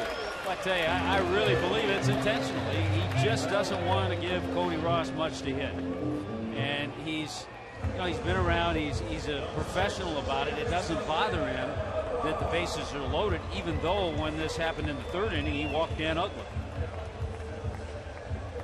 And it was Doug Davis that A.J. Hinch took out of a game for a pinch hitter in his last outing. He'd thrown a little over 80 pitches, and the two had words in the dugout. Yeah, the point of contention there was Davis asked Hinch if he should go stand on deck, and Hinch, with his reply, said, yeah, you're up no matter what.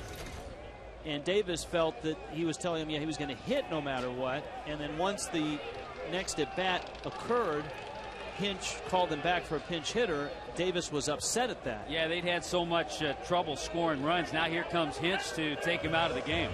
This could be interesting. It's a 3-3 game. It's the fifth. Hey, he's a pro. Yep. So Hinch takes the baseball, and John Roush comes in. Here's our Marooney, called to the bullpen. When you need a car, truck or van, who you gonna call? Marooney!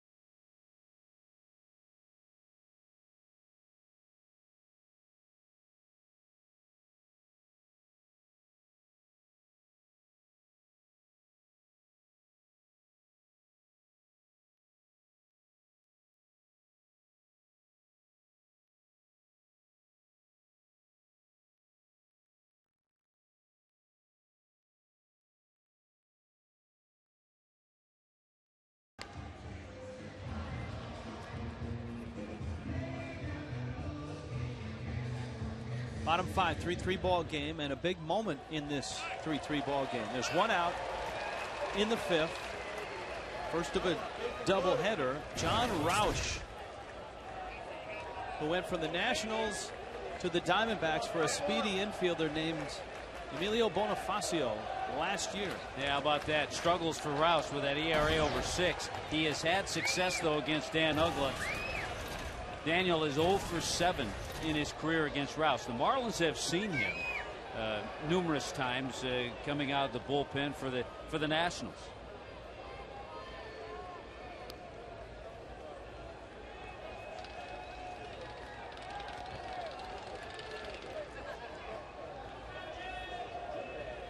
So Roush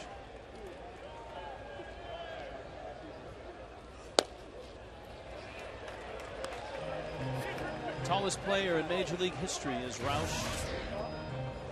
At 6'11", he's 30 now. And since 2006, no one has worked in more Major League games.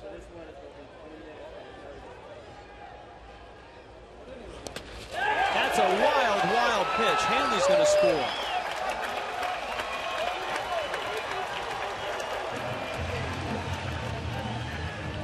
Well, some wildness by Roush, and the Marlins benefit.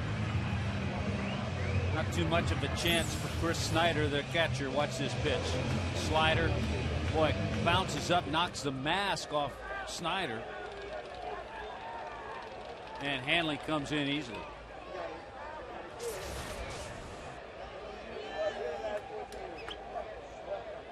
So the infield creeps up a bit. Yeah, that takes away a double play possibility. 2-1. So a chance to get another run or two. Going to take more than just a ground ball because the infield's going to be playing for a play at the plate.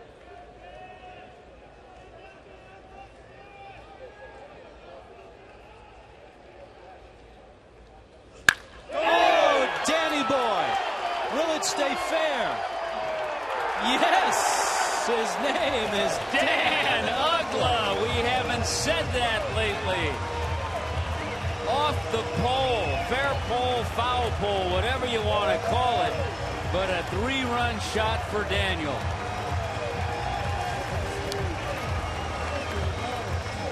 I told you, you keep waiting for that moment in certain at-bats. He gets the fastball from Roush.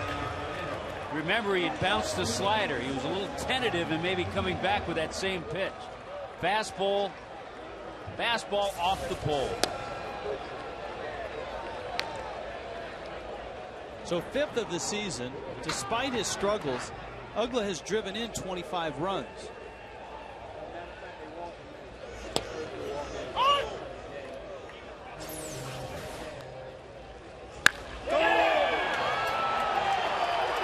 Look at Bonifacio.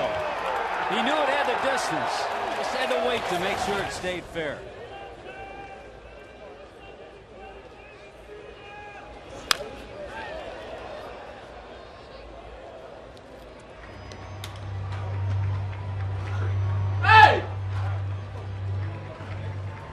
So a 4-run lead now. Boy, it's 6 runs because 3 of those runs charged to Doug Davis.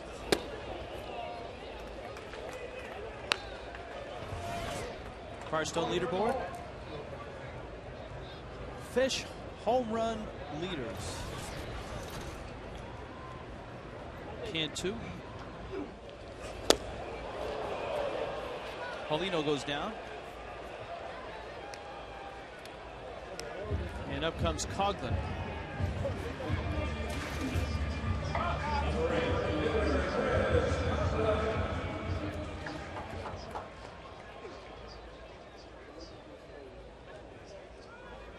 Coghlan 0 for 2. He has struck out and bounced out. I just noticed on the close-up of John Roush, the number 60 he has on his cap in support of his teammate Scott Schoenweiss. Dan Uggla with a 3-run home run. And the Marlins put 4 on the board and lead the Diamondbacks.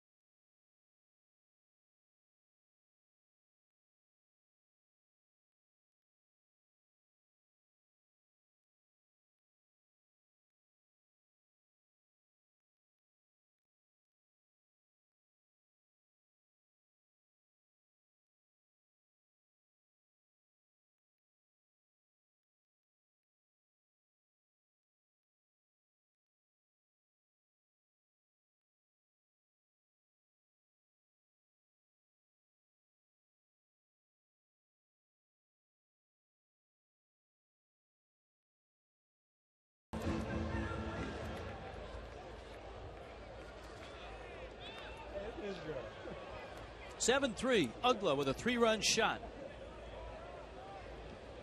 Now the Marlins are on top of the Diamondbacks.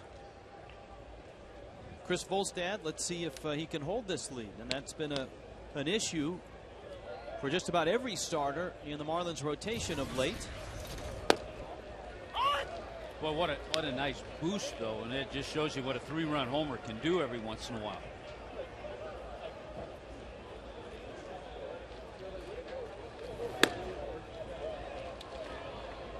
One ball, one strike to Gerardo Parra.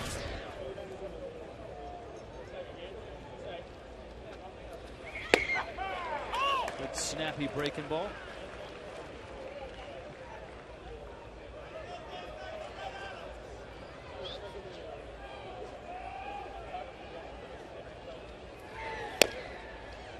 Volstad misses away. Diamondbacks got 3 runs in the 5th.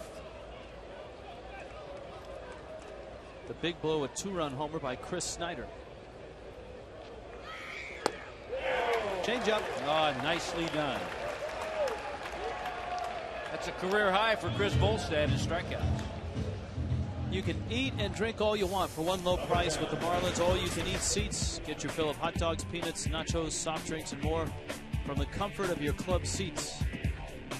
The next all you can eat night is coming up Friday the 22nd, 305-626-SAVE.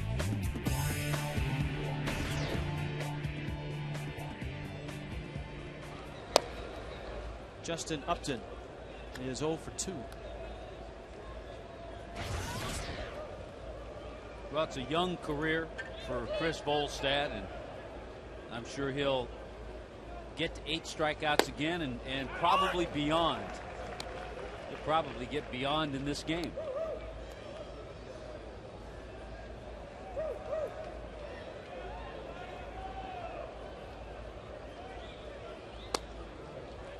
That one's outside. Tommy, you had mentioned the number 60, Scott Schoenweiss's number, on John Roush's hat. A lot of the Diamondbacks have them on their hats. Yeah, especially those guys down in that bullpen. And if you've just joined us, the news out of Phoenix that Schoenweiss's wife was found dead. That was confirmed by CEO and president of the Diamondbacks, Derek Hall. Schoenweiss has left the team to head home. That ball's hit pretty well to right field. Hermida looks up, off the wall, and then it bounces by Hermida. And Upton is going to end up with a triple.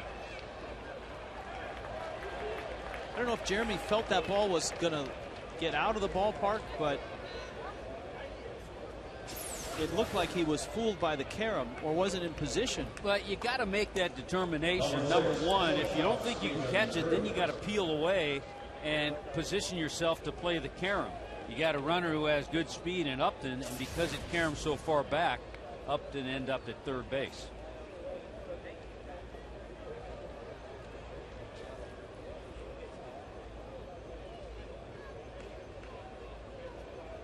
Drew.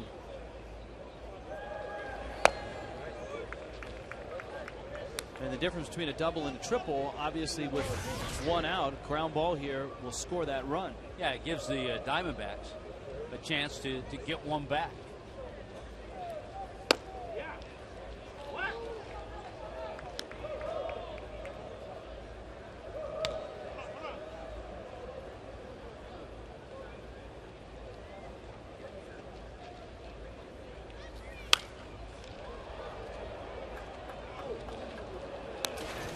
Two and one to Drew.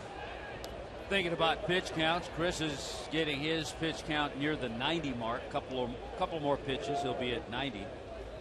But I'm sure Freddie would like to, number one, see him get through the 6th and maybe even the 7th. Yeah, because you want as many arms as you need in the second game with a start by Hayden Penn. And expected out of Penn 75, 85 pitches.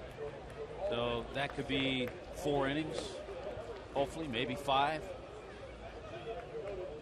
Because the last time Hayden Penn started a game at the major league level was in October of '06 with the Orioles.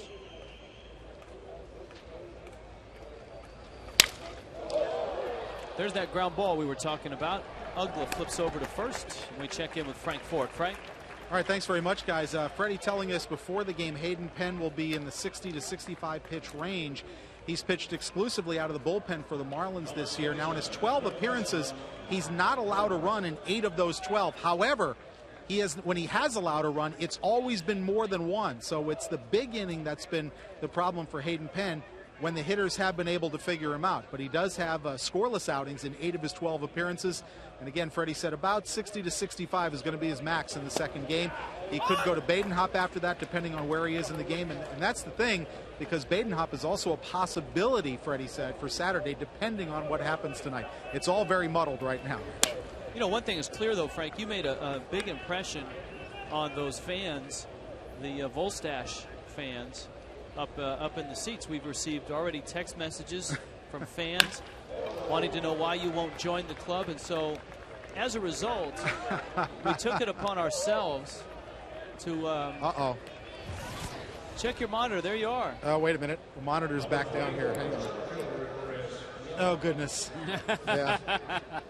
Well, I am Italian like Sal Fasano, so I could have been easily part of Fasano's Paisanos, but that's it's kind of what that looks like. By the way, does anybody know where Sal Fasano is these days? Whatever happened to him? Remember you were asking that question? I think he sailed off on Padilla's Flotilla. I think he's playing he's the first mate on for independent ball somewhere, perhaps.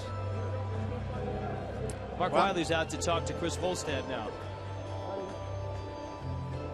By the way, guys, I have had at least a mustache since the day I graduated high school. So it's been a long time since I've seen my upper lip. Well, there they are. They're crossing their mustache right now that Volstad can straighten up. Well, they certainly like the extra run support Dan Uggla supplied. But they want to see Chris Volstad get out of this inning. 2 men are out. Sal Fasano, by the way, is in AAA with the Rockies. That mile-high elevation does wonders to his mustache. Chris Young up.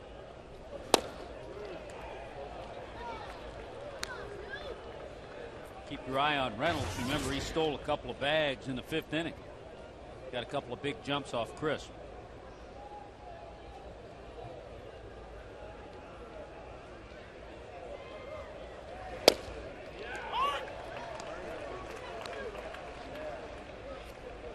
Dan Meyer in the Marlins pen.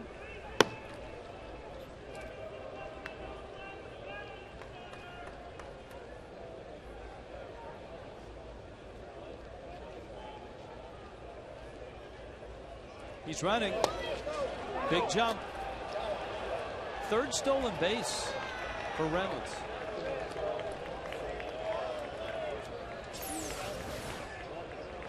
Good lead, good jump.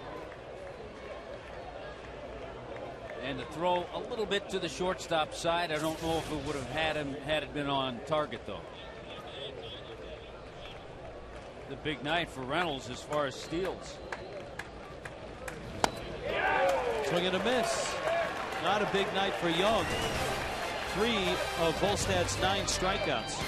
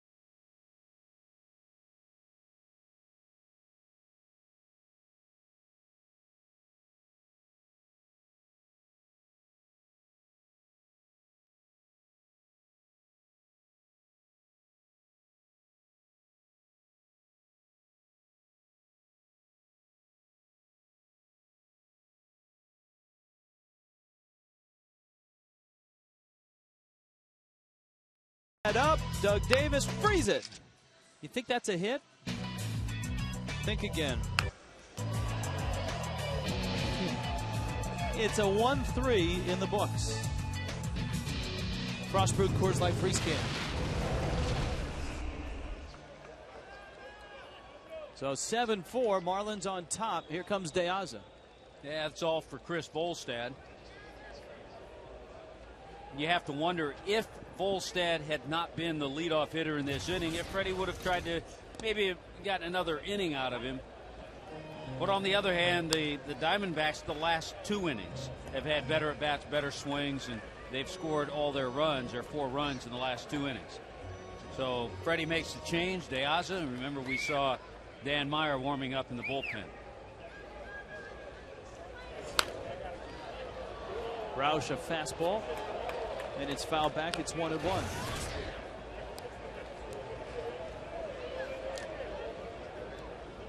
Other games in baseball just getting underway. Pittsburgh and Washington in the National League. Colorado and Atlanta just about to start.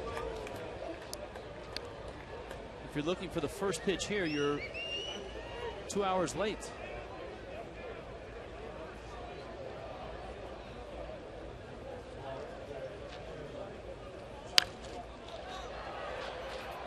But even though you're late, there's plenty of pitches to come. This is game 1 of a doubleheader. Yep, 5:10 was the start time of game 1. Should we do the lineups again? There are probably some people just tuning in. See the score 7-4. They say, "What is a big first inning?"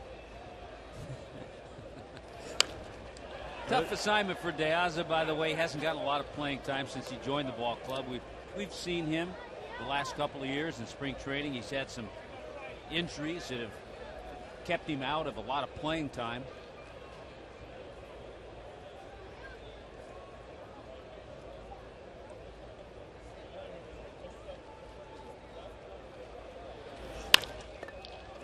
Towards short, Drew.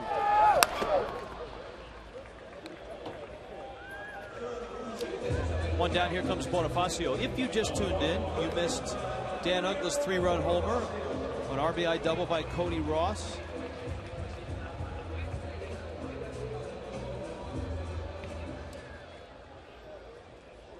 Chris Snyder hit a 2-run shot for the Diamondbacks. Chris Volstad struck out a career high 9. So the two guys who were traded for each other square off here. One, maybe the shortest guy in today's game, and the other guy is the tallest guy in all of baseball. That's Roush. Pretty good night so far for Bonifacio. A couple of base hits, a bunt base hit. He has a stolen base. He scored a run, but he was picked off one time, so he's been busy out there. Smacks that into right. Whoa!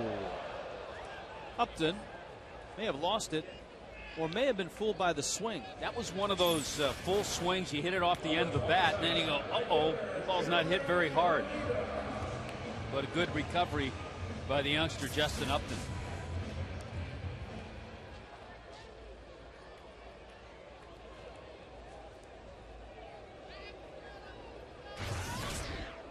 Here is Hermida. Jeremy singled, walked, and popped out. Roush misses low with a breaking ball. Diamondbacks winning last night in what was technically the first game of the series. Of course, the first real game of the series was washed out on Monday night in the 4th inning.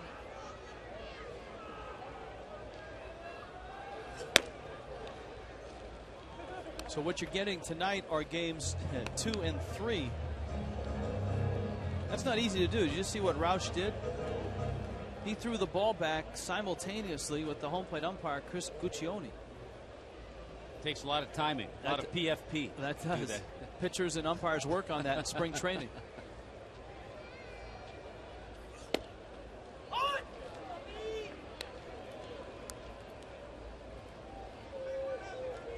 There's that vintage shot. I think it's from the 70s, and I'm not sure who the umpire was.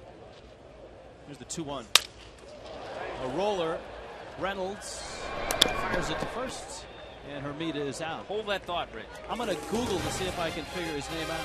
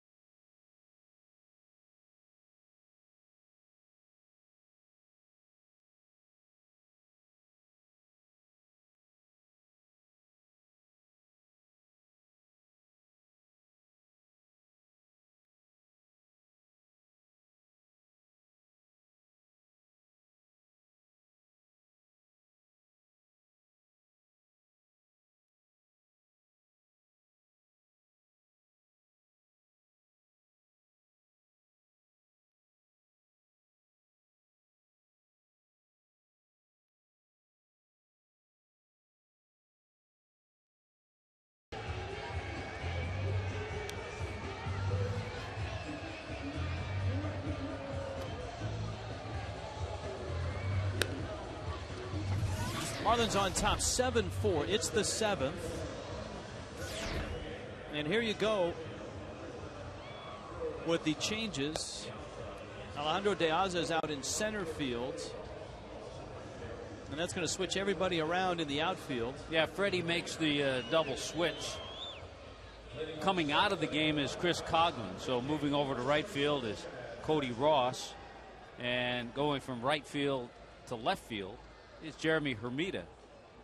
So Meyer hits in Coghlan's spot, and De Aza stays in the game in the number 9 spot. Dan Meyer takes over for Chris Volstad. He gets Chad Tracy to start things.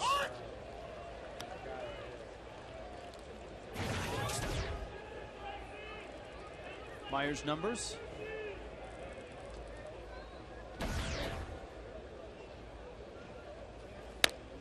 Meyer's had quite a nice year, and you think about where he's come from as one of the top prospects as a starting pitcher for the Braves.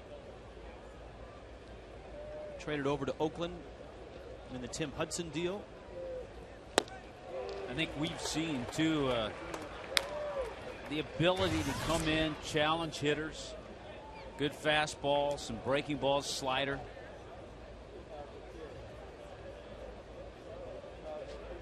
And he's part of that trio in the bullpen, Nunez, Meyer, and Calero, opposing hitters hitting under 200 against all three of those. All right, it was an old-time umpire, and I can't remember his name, but the sequence went this way. There was a pitcher on the mound, an angry pitcher, who wanted a new baseball. Umpire threw him a new baseball. He didn't like that one. So instead of throwing it back to the umpire, he sort of angrily flipped it away. And the umpire did the same thing. So it was sort of like, all right, you're going to flip the ball back. I'm going to throw it out to you that way. And he rifled it out on the ground to the side of the mound, and they just kind of stared at each other. I wonder if that was Eddie Montague. Like I said, it's a vintage clip. It's probably from the 70s. Our producer, John Sulzer, is creative and productive and does not have umpiring video loaded into his Elvis machine from the 70s. He has the 80s apparently, but not the 70s. So the John Kibler era is not in there. And it wouldn't have been John Kibler. Too nice a guy. Yes. Doug Harvey. Wouldn't have been Doug Harvey. No. Ken Kaiser? Possibly. Paul Runge? Possibly.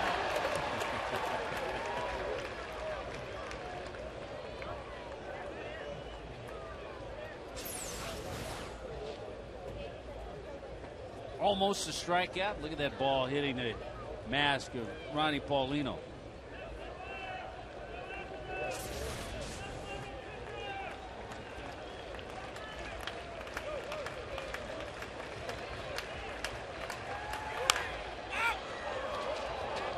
You know, were Dan Meyer not left-handed, and were he not as successful as he's been in his role, you'd almost be tempted to stretch him out and see if maybe he could be a starter. We've seen a couple of games where he's gone more than the one inning, and it kind of tantalizes you, and it makes us think about that.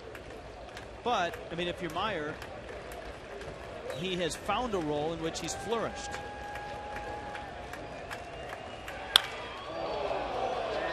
Hit deep to right and gone. Chad Tracy, the bottom of the order for the Diamondbacks, is killing the fish. Tracy has 2 hits and 2 RBIs. Snyder has a 2-run homer. Just the second home run that Meyer has allowed this year. Boy, it goes with a cutter, slider, but it hung letter high, and Chad Tracy just pounded that. Wasn't too long ago, a few years ago in 05, Chad Tracy had 27 home runs. Oh, Snyder, why not?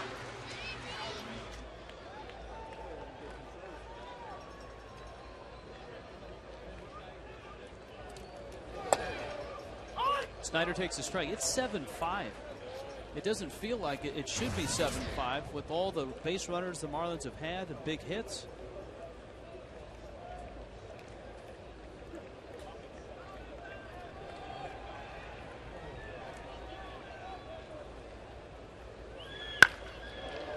That ball smoked and foul.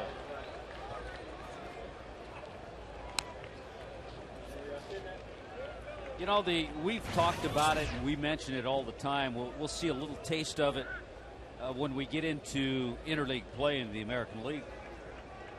But I think if you didn't have to make a move with a pinch hitter, with Chris Volstad leading that last inning off, I think you had enough to go another inning. Freddie probably thought that, but you're in a position to maybe get another something going, get Diaz up there. But you don't have to think about that, worry about that with the DH.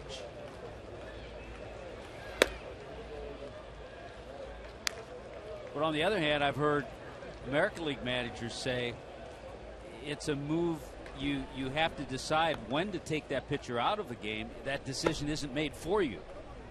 When a pinch hitter's coming up, sometimes that helps you make your decision.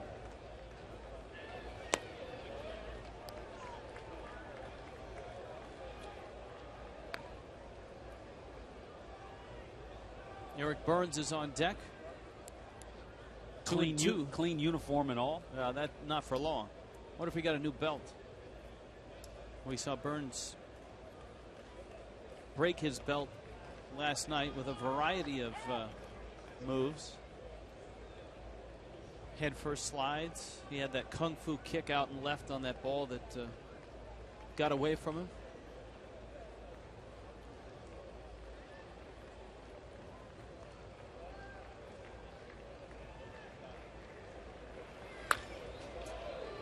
He looked like Jackie Chan going after that ball. Popular talk show host in the off season. Very versatile. I've heard Eric Burns on his show on satellite radio. Tell you, a guy that he partnered up with for a few shows was John Gall. Wow, they didn't miss by much. Boy, 2-2 fastball. Maybe just off the plate. Polino had set up inside, tried to yank it back on the corner.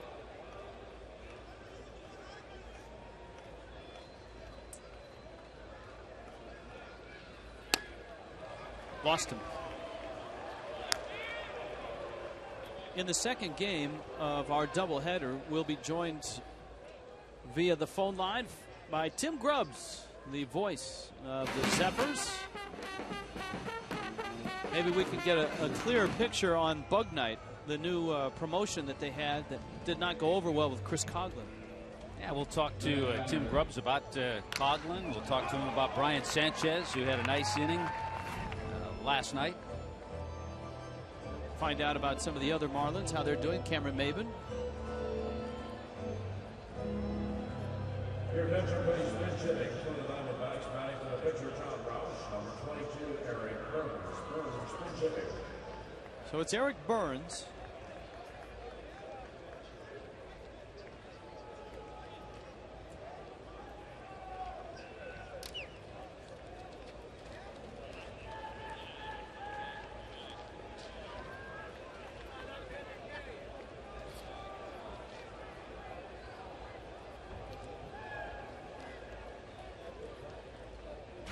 Burns 2 for 4 last night.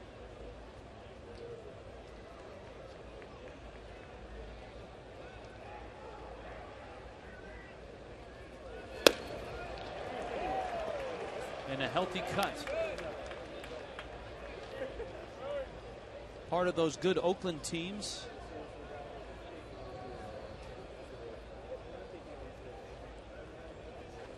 Back when the Athletics had the big three. And we're going to the postseason year after year.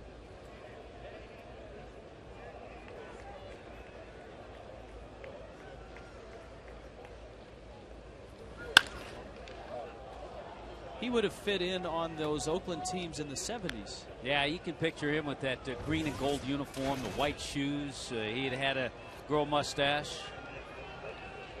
Free spirit.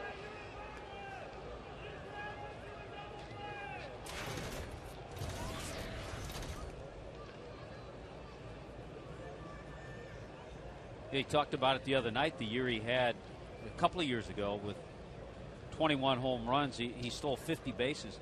Just one of 19 major league players ever to do that. He's trying to shoot that ball through the right side. Uggla out. And I think Burns has a beef.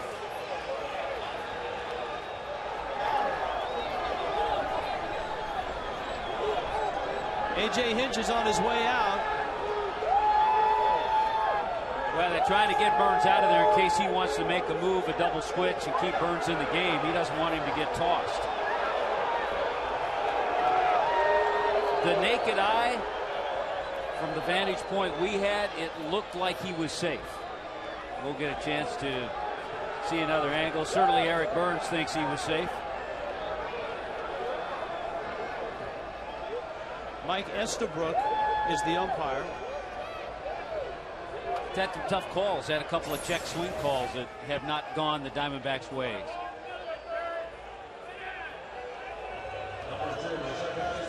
The replay is closer than the naked eye, but he did beat it. Yeah, he did, but just by a tick. Yeah, when you slow it down, it looks a lot closer in replay than it did when we first saw it.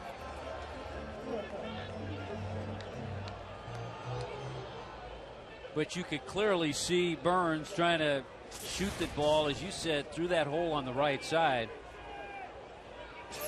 Here's the full speed look. We saw Dan Uggla look at the runner going from first to second. And then the flip to first. And remember, it was Burns last night getting up the line in a hurry. And Bonifacio tried to rush the throw and threw it away. Here's the key point, though. That's a break that goes the Marlins' way. It's a break that hasn't been going their way as of late. Let's see if they can make good use of it. Yes. And the good news for the Diamondbacks is that Burns has a healthy hamstring. Remember, missed so much time last year because he couldn't run that way. And the other good news is he's still in the game. He didn't get thrown out. And that's in case Hinch wants to make a move.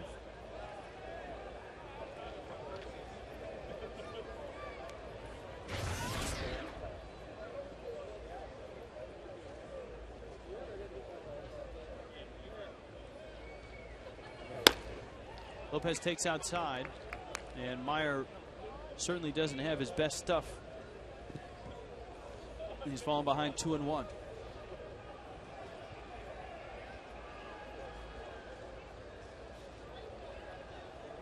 Snyder.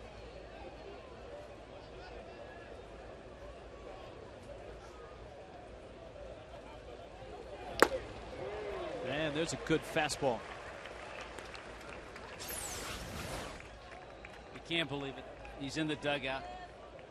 Can't believe it. Ah!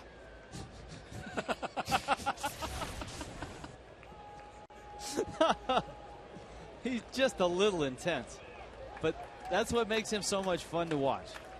Is he plays that way, line to left, and Hermida, a slide. It pops out of his glove. He keeps it in front. Lopez has got himself a base hit, and the Diamondbacks are set up with runners at the corners. And how big is that call at first now? Boy, and all of a sudden they have the tying runs on base. Sinking line drive. I thought Jeremy Hermida was going to make that catch. He was there. Looked like he got a glove on it and just short hopped it. Couldn't make the play. Lopez gets the base hit.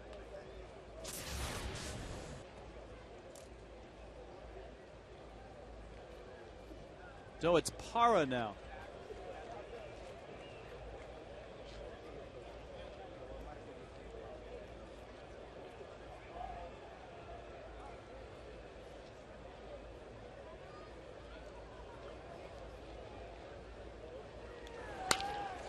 Ground ball into right, base hit. Diamondbacks are within a run.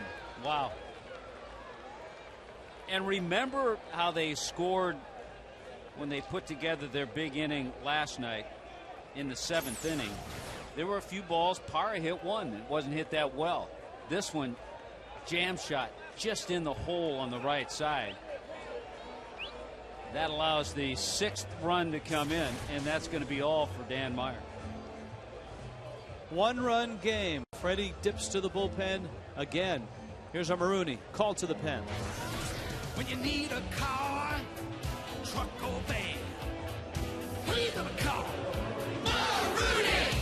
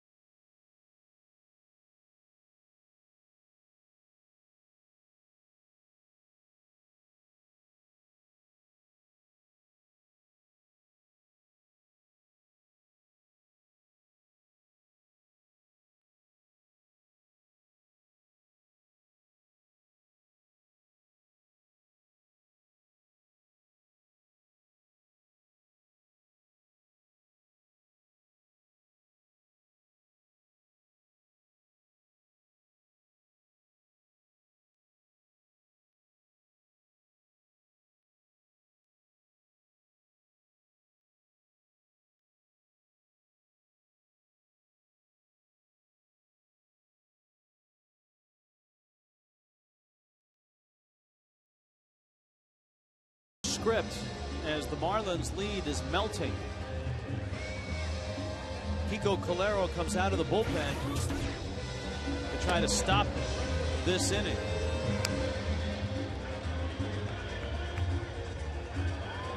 We saw Kiko Calero last night for a bit, 2/3 of an inning. So the well-used, oft-used leads the major leagues in appearances. Kiko Calero.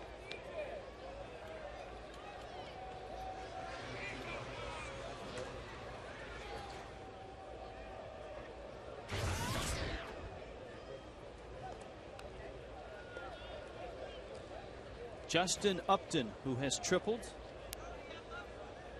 bounced out and struck out.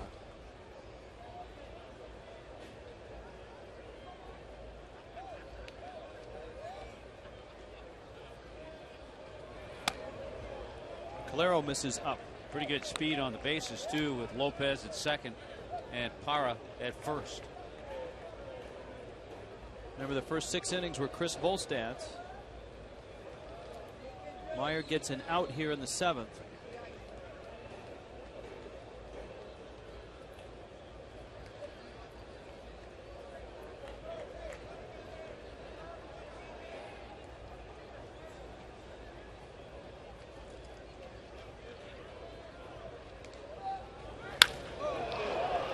Ball's hit well left center. Diaz has got plenty of speed. Runner tags. And Lopez beats that throw. 2 outs. Here comes Drew.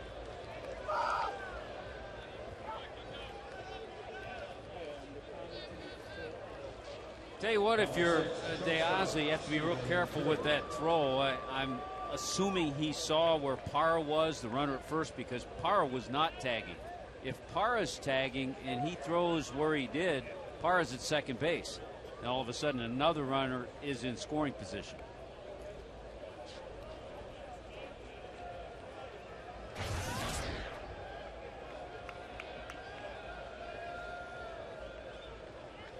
So here is Drew.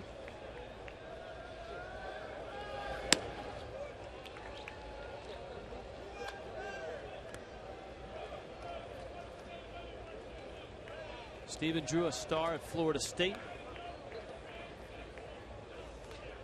Still young, just 26.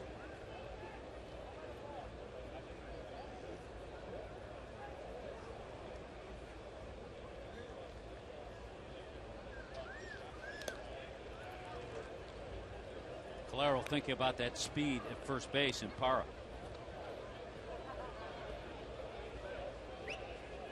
Stephen Drew hit almost 400 and 3 home runs against the Marlins last year.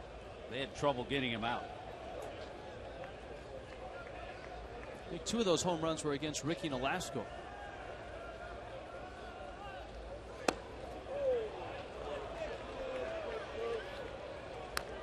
I think you can see, with all the use of the bullpen, and this is not a surprise because we've talked about it, with all the use of the bullpen the first month and a half this season, you're not seeing the sharpness that we've seen in the past.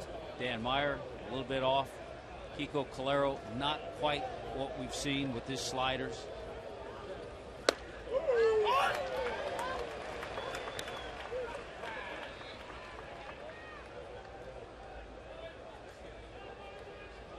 Lopez, Parra.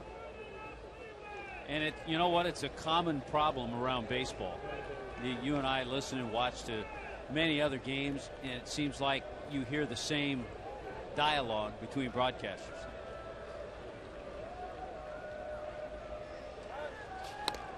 Talking about starters that don't go deep into games, bullpens getting worn out.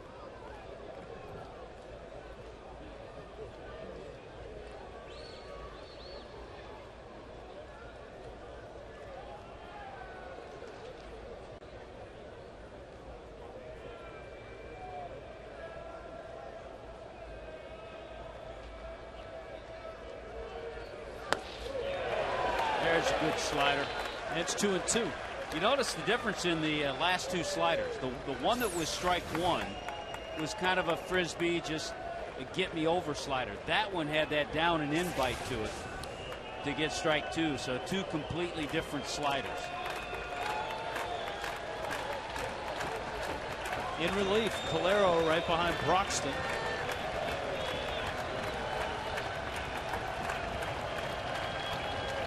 He could use another one here.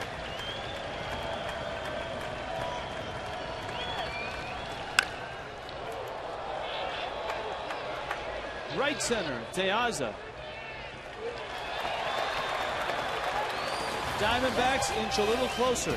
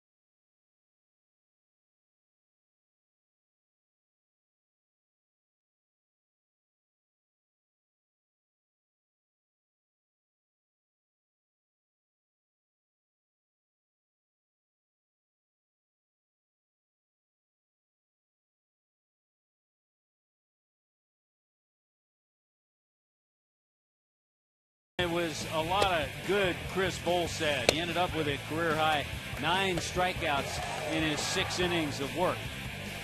He did get touched up a little bit, though.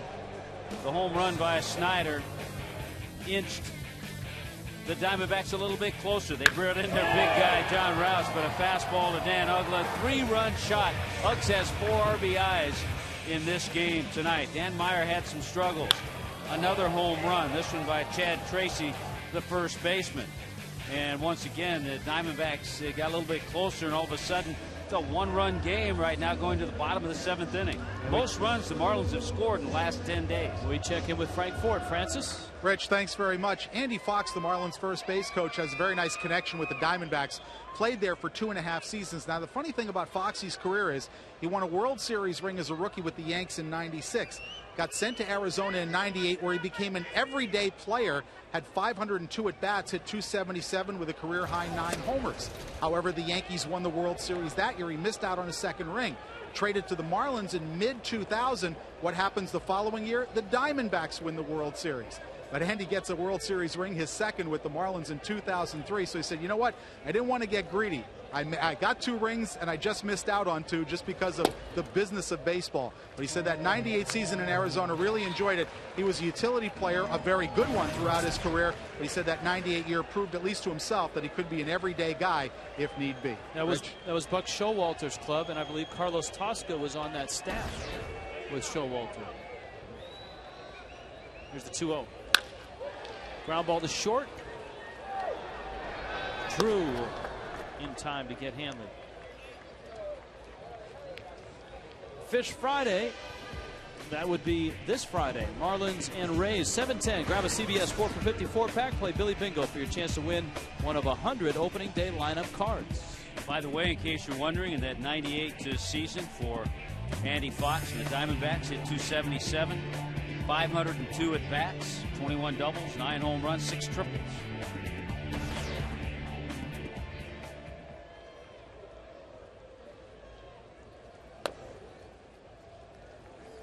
As Merling Vasquez delivers to Jorge Cantu, Vasquez takes over for John Roush.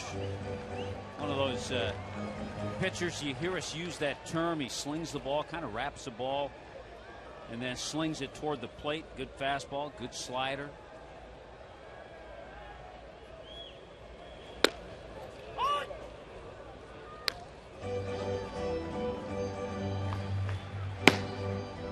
Leo Nunez.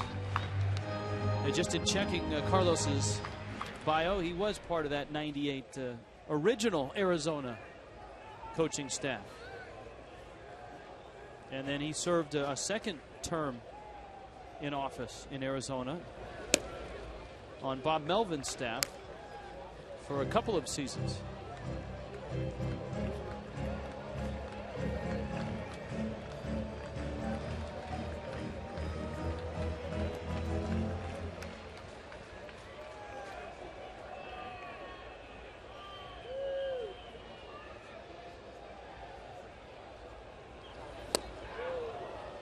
Good sink.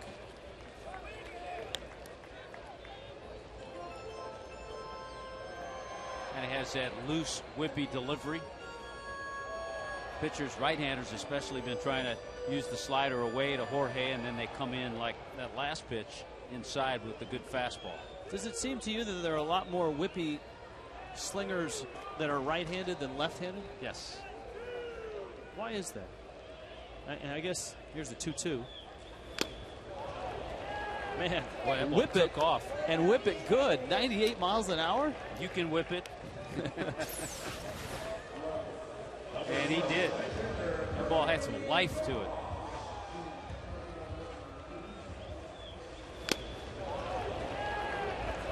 It almost seems, and I could be wrong in this, because this is where I thought you were going with that. It almost seems that you see a lot of young Latin pitchers with that whippy delivery. Well, I wasn't going there, but I'm more fascinated by the righty-lefty situation in that how many tall, slender lefties that whip it up there at 97, 98 do you see coming out of bullpens? Randy Johnson, but, yeah. But he's not coming out of bullpens. Leo Nunez is similar in style. Similar. Juan Cruz kind of has that.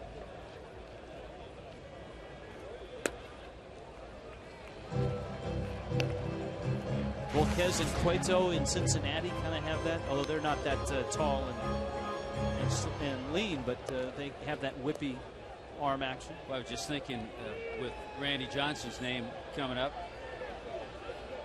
mentioned World Series, the Diamondbacks, Randy Johnson and Kurt Schilling.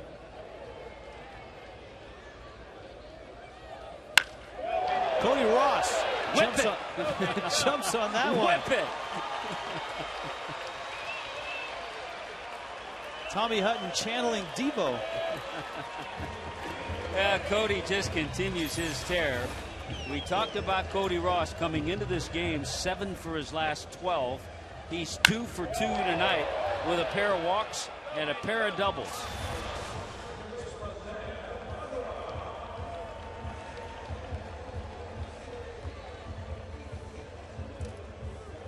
So it's Uggla now.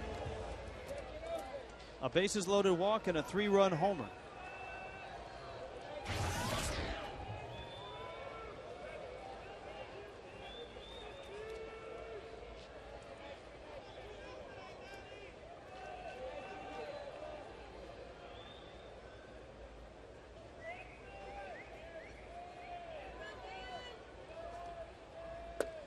Would Roy Oswalt qualify as a whippy right-hander?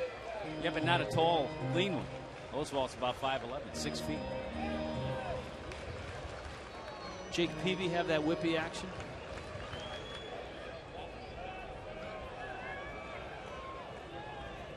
Talking about guys with pretty good stuff, too.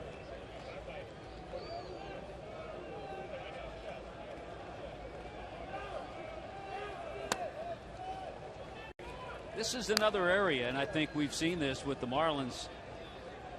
If they can get a big 2-out hit here, and it would be a huge night for Dan Uggla, but just to get that other run and show the Diamondbacks, okay, we're not going to keep it a 1-run game.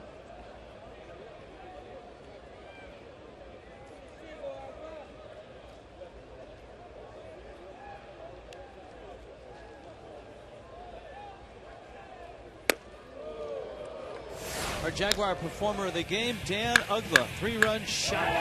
Check out the new R Performance vehicles at your local Jaguar dealer on JaguarUSA.com.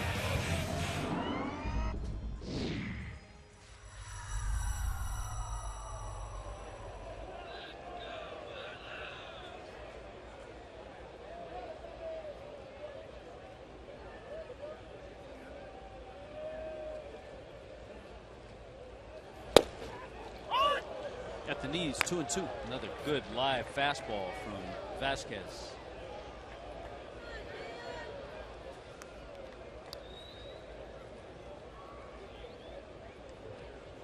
Minor league pitcher of the year in 2007.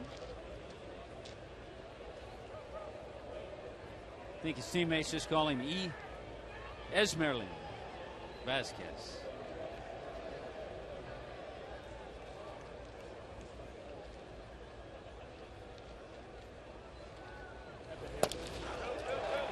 Off of Snyder's glove. That could go either way. Could be a wild pitch. Could be a pass ball. That's such a tough call because when a guy's throwing over 95 and all of a sudden you have to shift outside, that could be a pass ball though. That was catchable.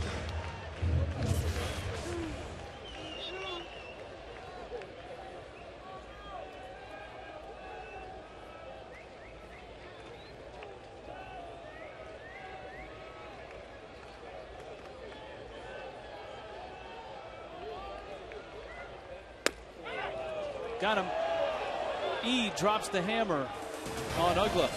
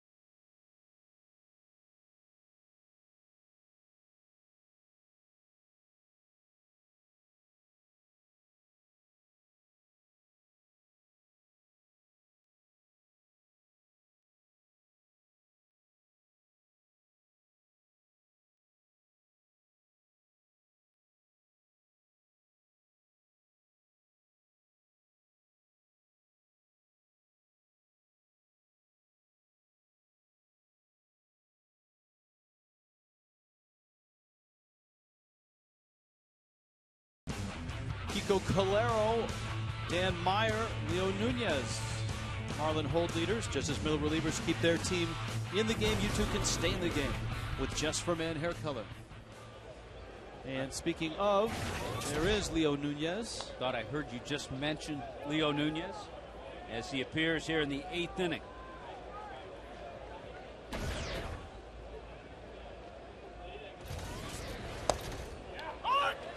With that whippy type delivery. Reynolds, Young, and then Tracy.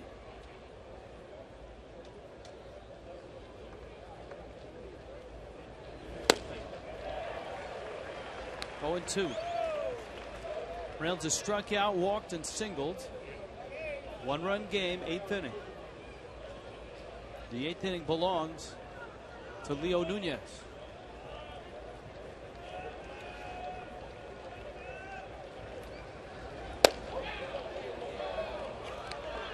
Remember, Nunez came into the 8th inning last night, walked Burns. I remember that's when he threw the ball away at first trying to pick him off. Fortunately, he retired the next 3 hitters. No damage.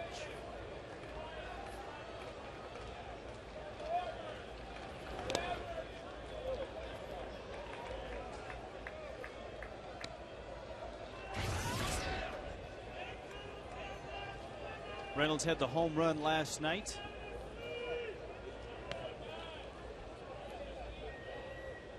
We've got 3 guys in a row in Reynolds, Young, and Tracy.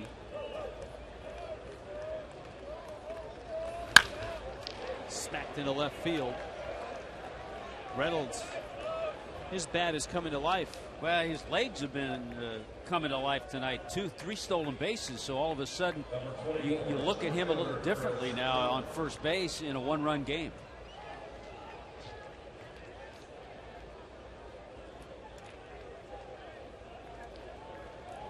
Chris Young now. 3 strikeouts tonight.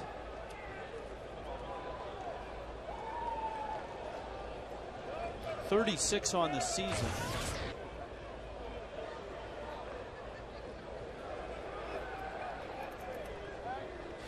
Yeah, just looking interesting. Reynolds with his 7 stolen bases this year. He had 11 all of last year.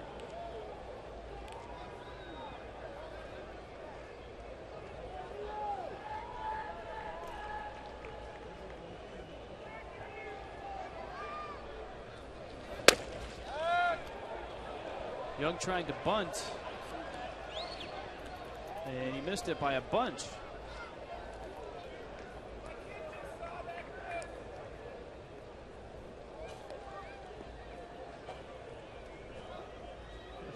Oh, you're going to be all hopped up here in a second. You know, nothing like a little shot of Cuban coffee. In the 7th inning, 8th inning of game 1 of a doubleheader.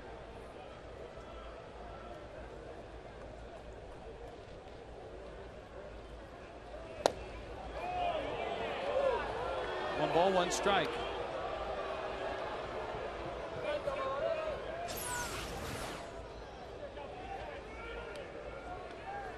Boy, not a bad pitch, maybe a little low.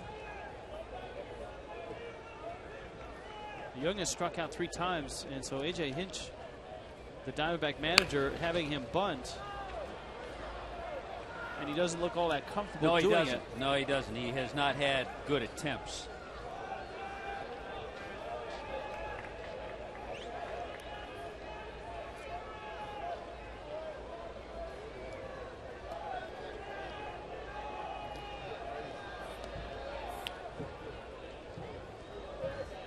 So it's 1-2. Crowd still arriving here. First of a doubleheader. Oh, he was bunting with 2 strikes. Just checking, he had 6 last year. Third base coach Chip Hale. See if he gives him that bunt sign again. I would be surprised. I mean, they're just trying to move a runner over to tie the game on the road. You would be more likely to do that at home.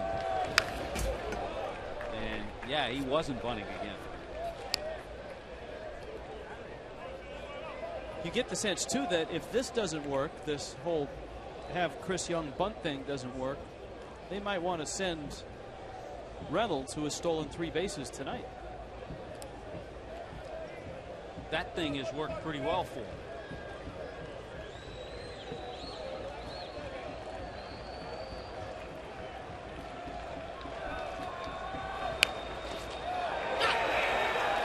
Wow. Young strikes out. Trying to bunt. Our poll question: which feature of the new ballpark are you most excited about? A lot of talk last night about the swimming pool, the retractable roof. Is it baseball-only seating? Is it the new concessions? Tommy's sampling some Cuban coffee already. I think I'm headed out for a Cuban sandwich between games. A lot of choices. Well, let's see if Reynolds is running. Nunez a strike. And again, remember last night when Nunez tried to throw over to first base, he threw it away. So if he thinks that again, he's going to have to be a little more accurate with his throw.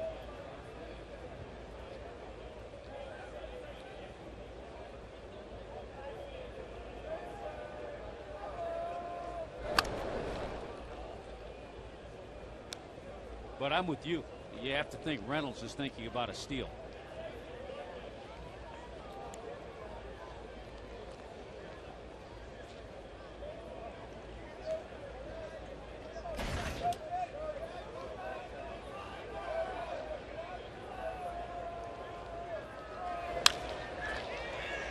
Into center, De Aza makes the catch. Tommy, I think that this is a perfect example of how, in this case, a manager is only as good as the players he has. If you're A.J. Hinch, you've got a guy at the plate in Chris Young who has struck out 3 times, has not looked good doing it. And so rather than have him strike out 4 times, you're asking him to bunt a runner-up, and you would expect that he'd be able to do that. He doesn't execute. And so if you're a Diamondback fan, you're thinking to yourself, well, why did he have him bunt if he couldn't bunt? Why was he bunting? There goes Reynolds. Paulino's throw, not in time. And so they get the bag. Finally, Reynolds steals it. I'll tell you what, Mark Reynolds, we don't get to see the Diamondbacks that much. But I mentioned 11 out of 13 in steals last year. But that is number 8 for him on the year already. And he gets good jumps, good acceleration, good speed. He's a big guy. And that's a nice dimension that he adds. But I'll tell you what, all of a sudden there's that tying run at second base. Yes, you're right. I mean, managing in the big leagues is not easy. But it's a lot harder when you have guys that can't execute. And it's a no-win situation if you're A.J. Hinch.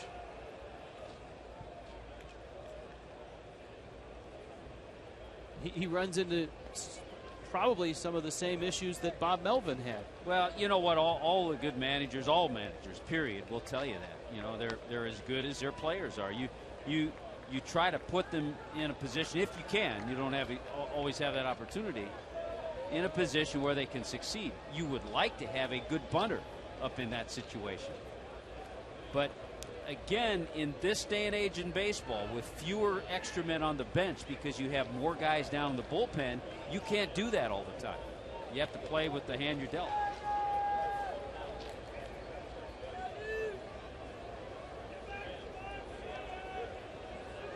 I think as well in the Diamondbacks case and in the Marlins case and in a lot of teams' case as well.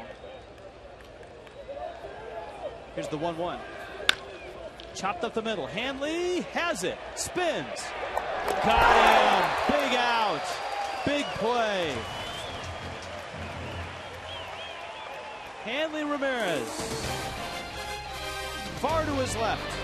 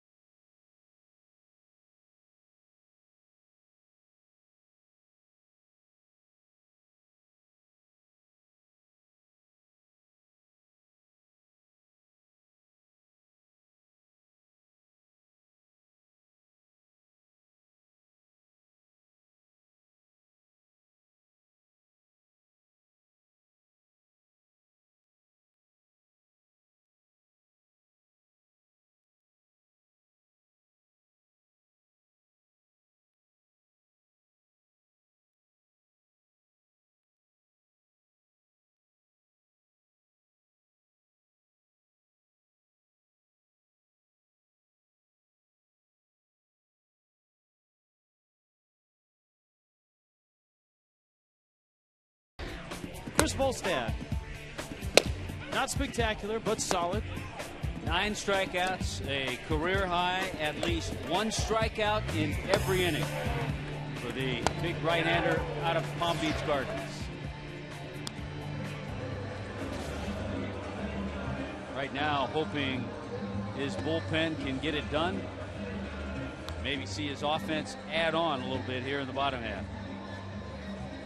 1-run game, bottom of the 8th.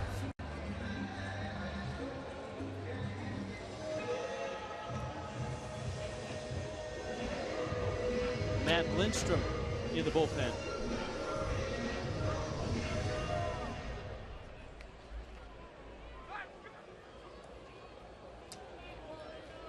Paulino, the pitcher spot, and De Aza against Vasquez.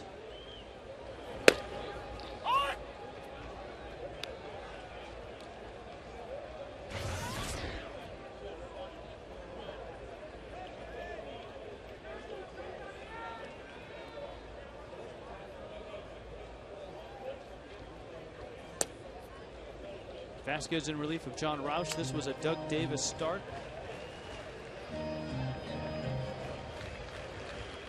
Chris Volstad, of course, for the Marlins. It's Hayden Penn in the second game. Brian Augenstein, the former Gator, will go. Chris Snyder, the catcher of the Diamondbacks, when that appeal went down to first base, Snyder glared down the line. Remember, early in the game, he had a check swing that was called a strike.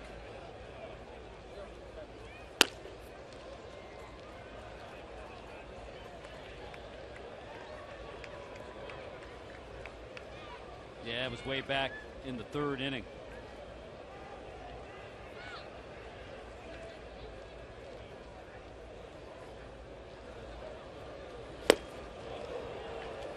3-2.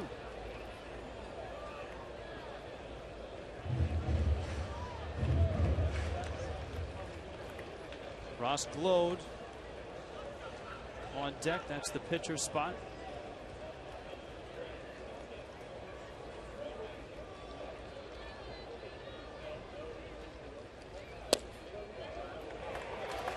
Wow, ball 4.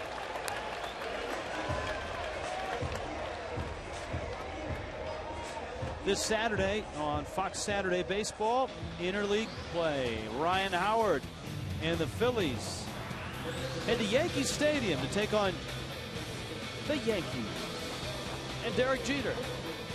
Fox Saturday Baseball returns this week at 4 on Fox. They've been talking about the way that ball's been jumping at Yankee Stadium. You get Ibanez, Ryan Howard, Chase company, and company.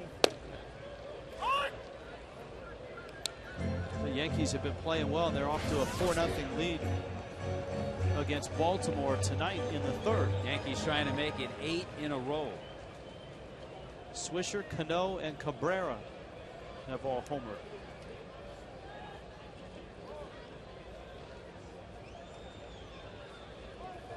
I thought I saw a note where if they continue on the same pace, that they will hit as many home runs at Yankee Stadium as by July as they did all of last year. Big hit last night for Ross Glode. He had a big RBI single.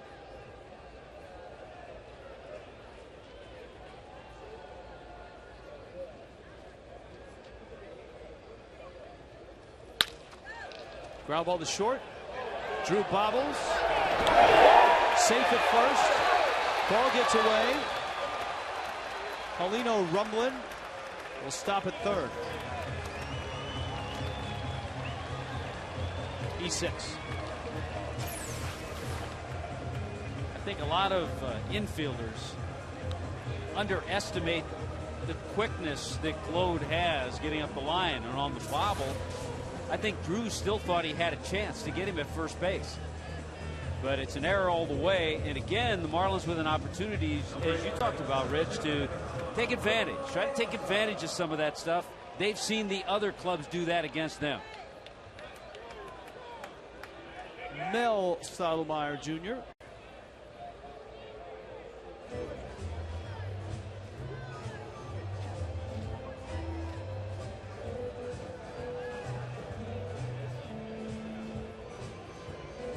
Our second game of the night features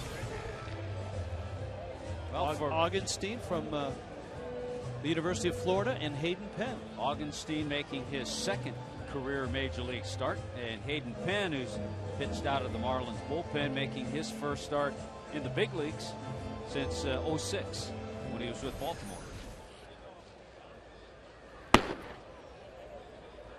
Doug Slayton.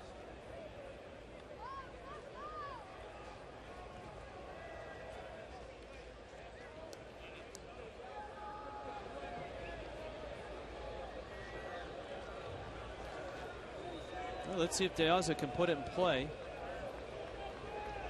and get home a run.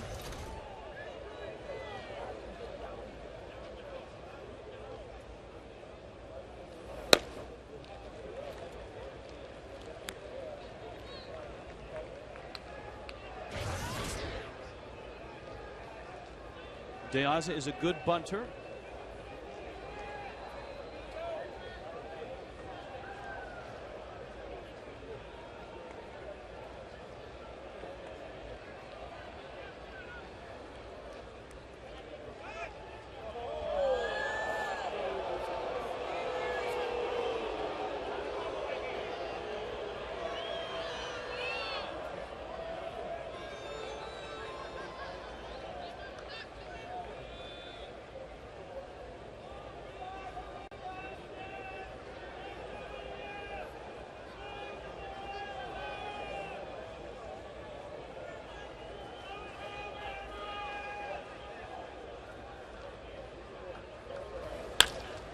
Ground ball, runner coming home. Tracy's throw, in a rundown is Paulino. Not likely to stay in it long.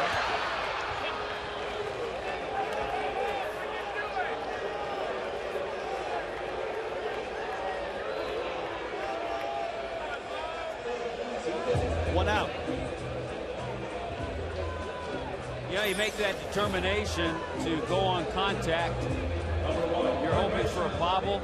Hey, the Dodgers won a game on that same play the other night at Dodger Stadium. Jeremy Reed was at first and threw the ball away. So you go on contact, you take a chance. This time the play is completed 3-2-5 by the Diamondbacks.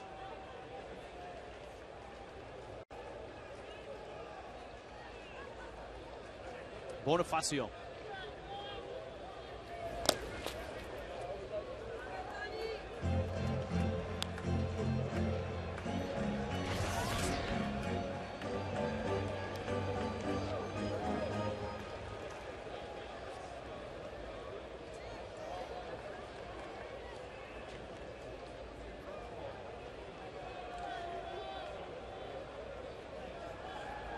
You got De Aza and Glode.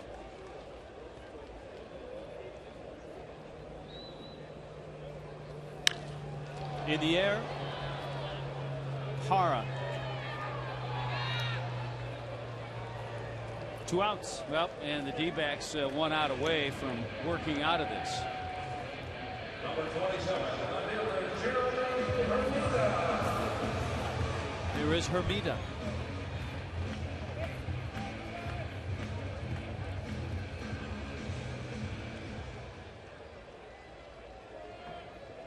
And he's going to probably face the lefty, Slayton, because here comes A.J. Hinch. He's already called to the bullpen. He wants his left-hander. He wants this lefty-lefty matchup. Marlins have Helms available. So we'll see who matches and who mixes.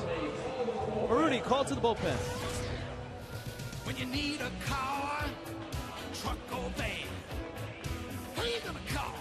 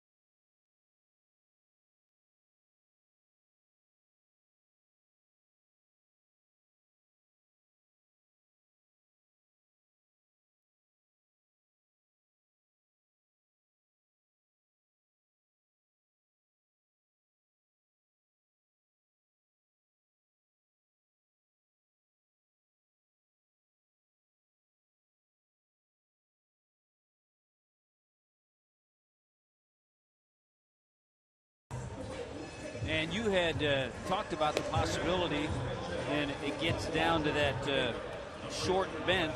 Wes Helms is just going to pinch hit for Jeremy Hermida.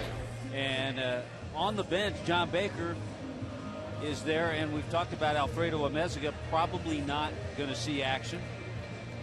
So that's all that's left.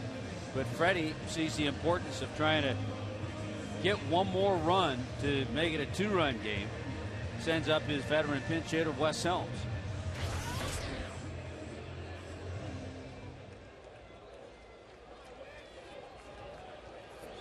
Helms is a pinch hitter.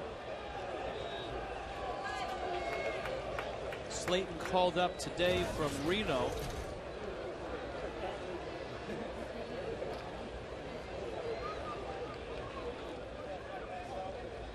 And Helms fouls it back.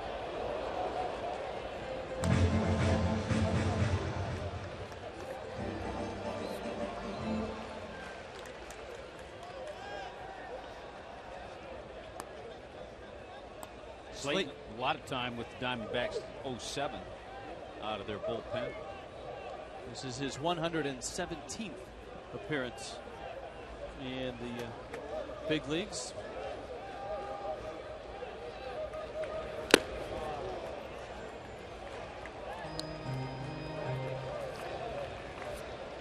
And of course, when the day started, the Diamondbacks needed an extra arm for the doubleheader, and with the tragic news of this afternoon, the passing of Scott Schoenweiss's wife, he's left the ball club and headed back to Phoenix.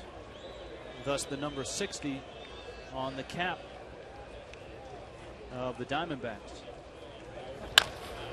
Helms, foul ball. He was just trying to stay alive. Yeah, the number of Scott Schoenweiss, number 60.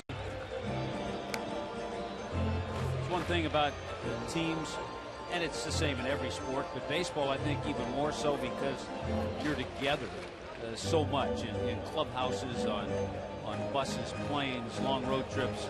The teams become families.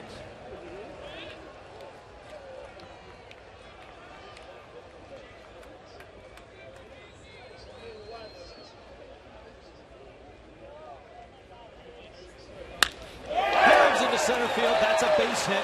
Here comes Gloat around third. Here comes Young's throw. He's in there.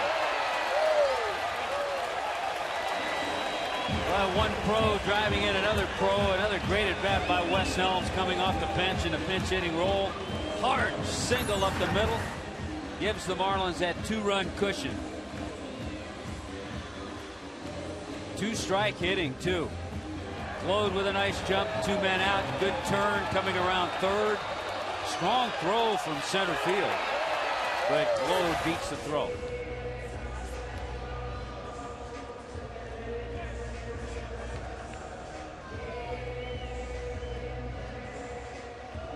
A.J. Hinch going deeper into his bullpen. Folks at Marooney like that. Here's our Marooney called to the pen. When you need a car, truck or van, who you gonna call?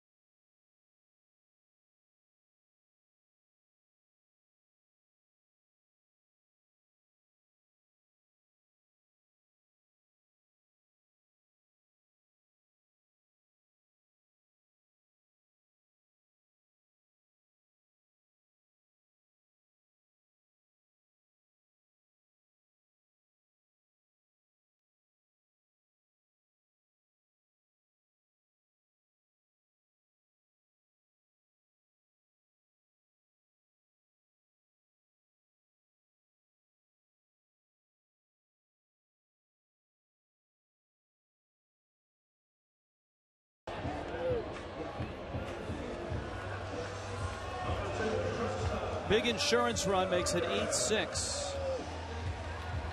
A.J. Hinch back to his bullpen. Leo Rosales to face Hanley Ramirez. Pretty good fastball, but also has a good changeup, kind of like a palm ball, which you don't see too often.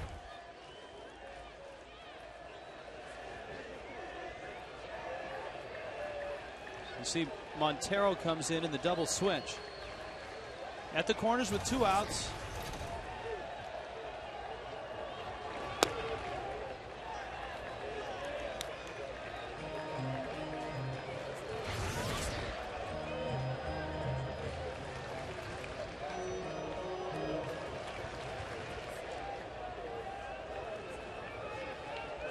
Rosales. Hanley to right center, hit it well. Upton on the run is there and makes the catch. The Marlins get another error from Stephen Drew, and they cash it in with a Wes Helms hit. Here comes Lindstrom.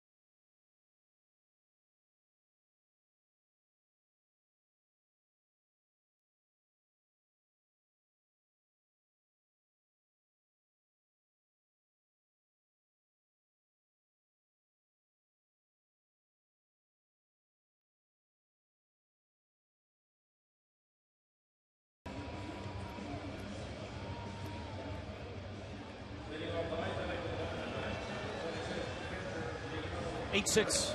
Marlins on top. To the 9th we go. And a shuffling on the deck here. Yeah, Bonifacio becomes the 3rd Marlin to play left field tonight.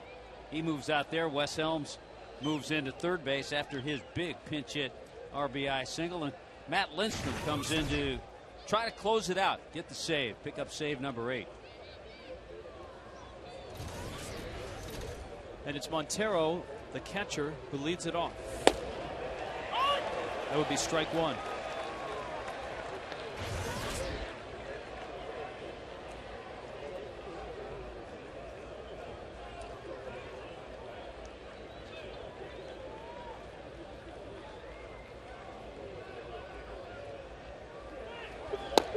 That would be strike 2. I think there's no question, the more we see Matt Lindstrom, the more we see his confidence, the more we see his other pitches that he can throw for strikes, the slider and the split finger.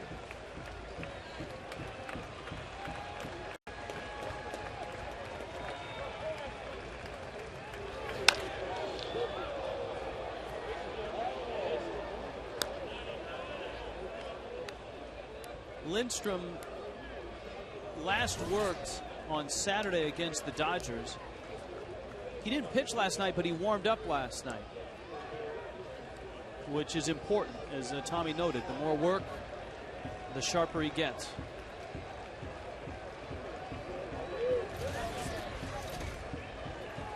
Like that. Yeah. When you know a guy throws 100 miles an hour, you've got to be ready for that. But then you get that, and it's no contest.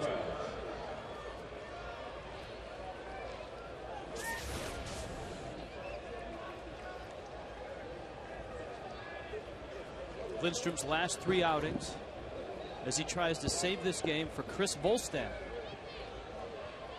Top of the order, Lopez.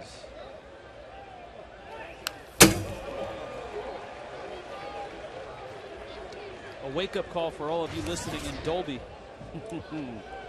Yeah, 97 fouled straight back.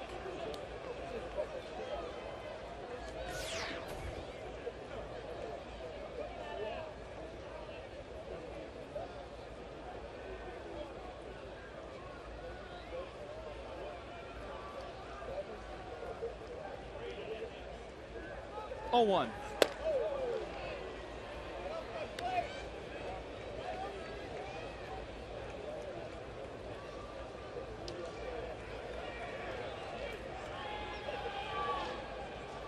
Matt Lindstrom takes over for Leo Nunez. Calero and Meyer also working.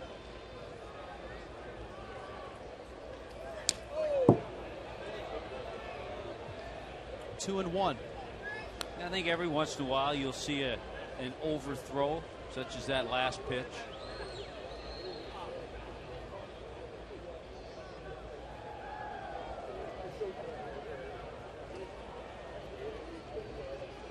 Will Matt Lindstrom be needed twice tonight? Es posible.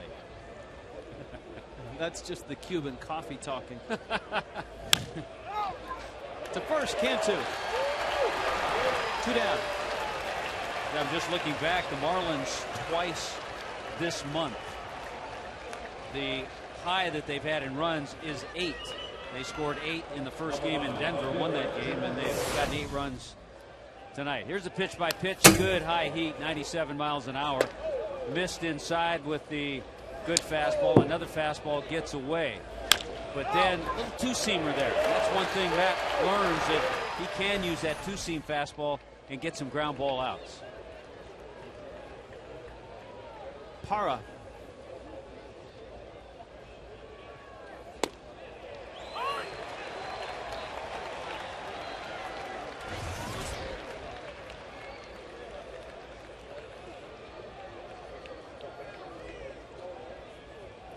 Marlins jumped out to a 3-0 lead. Diamondbacks tied it in the 5th. There's a roller, and that is the ball game. Marlins get the first of this doubleheader. Lindstrom saves it. Volstad wins it. And this series is even at a game apiece. Stick around. We'll wrap this one up and do some tap dancing.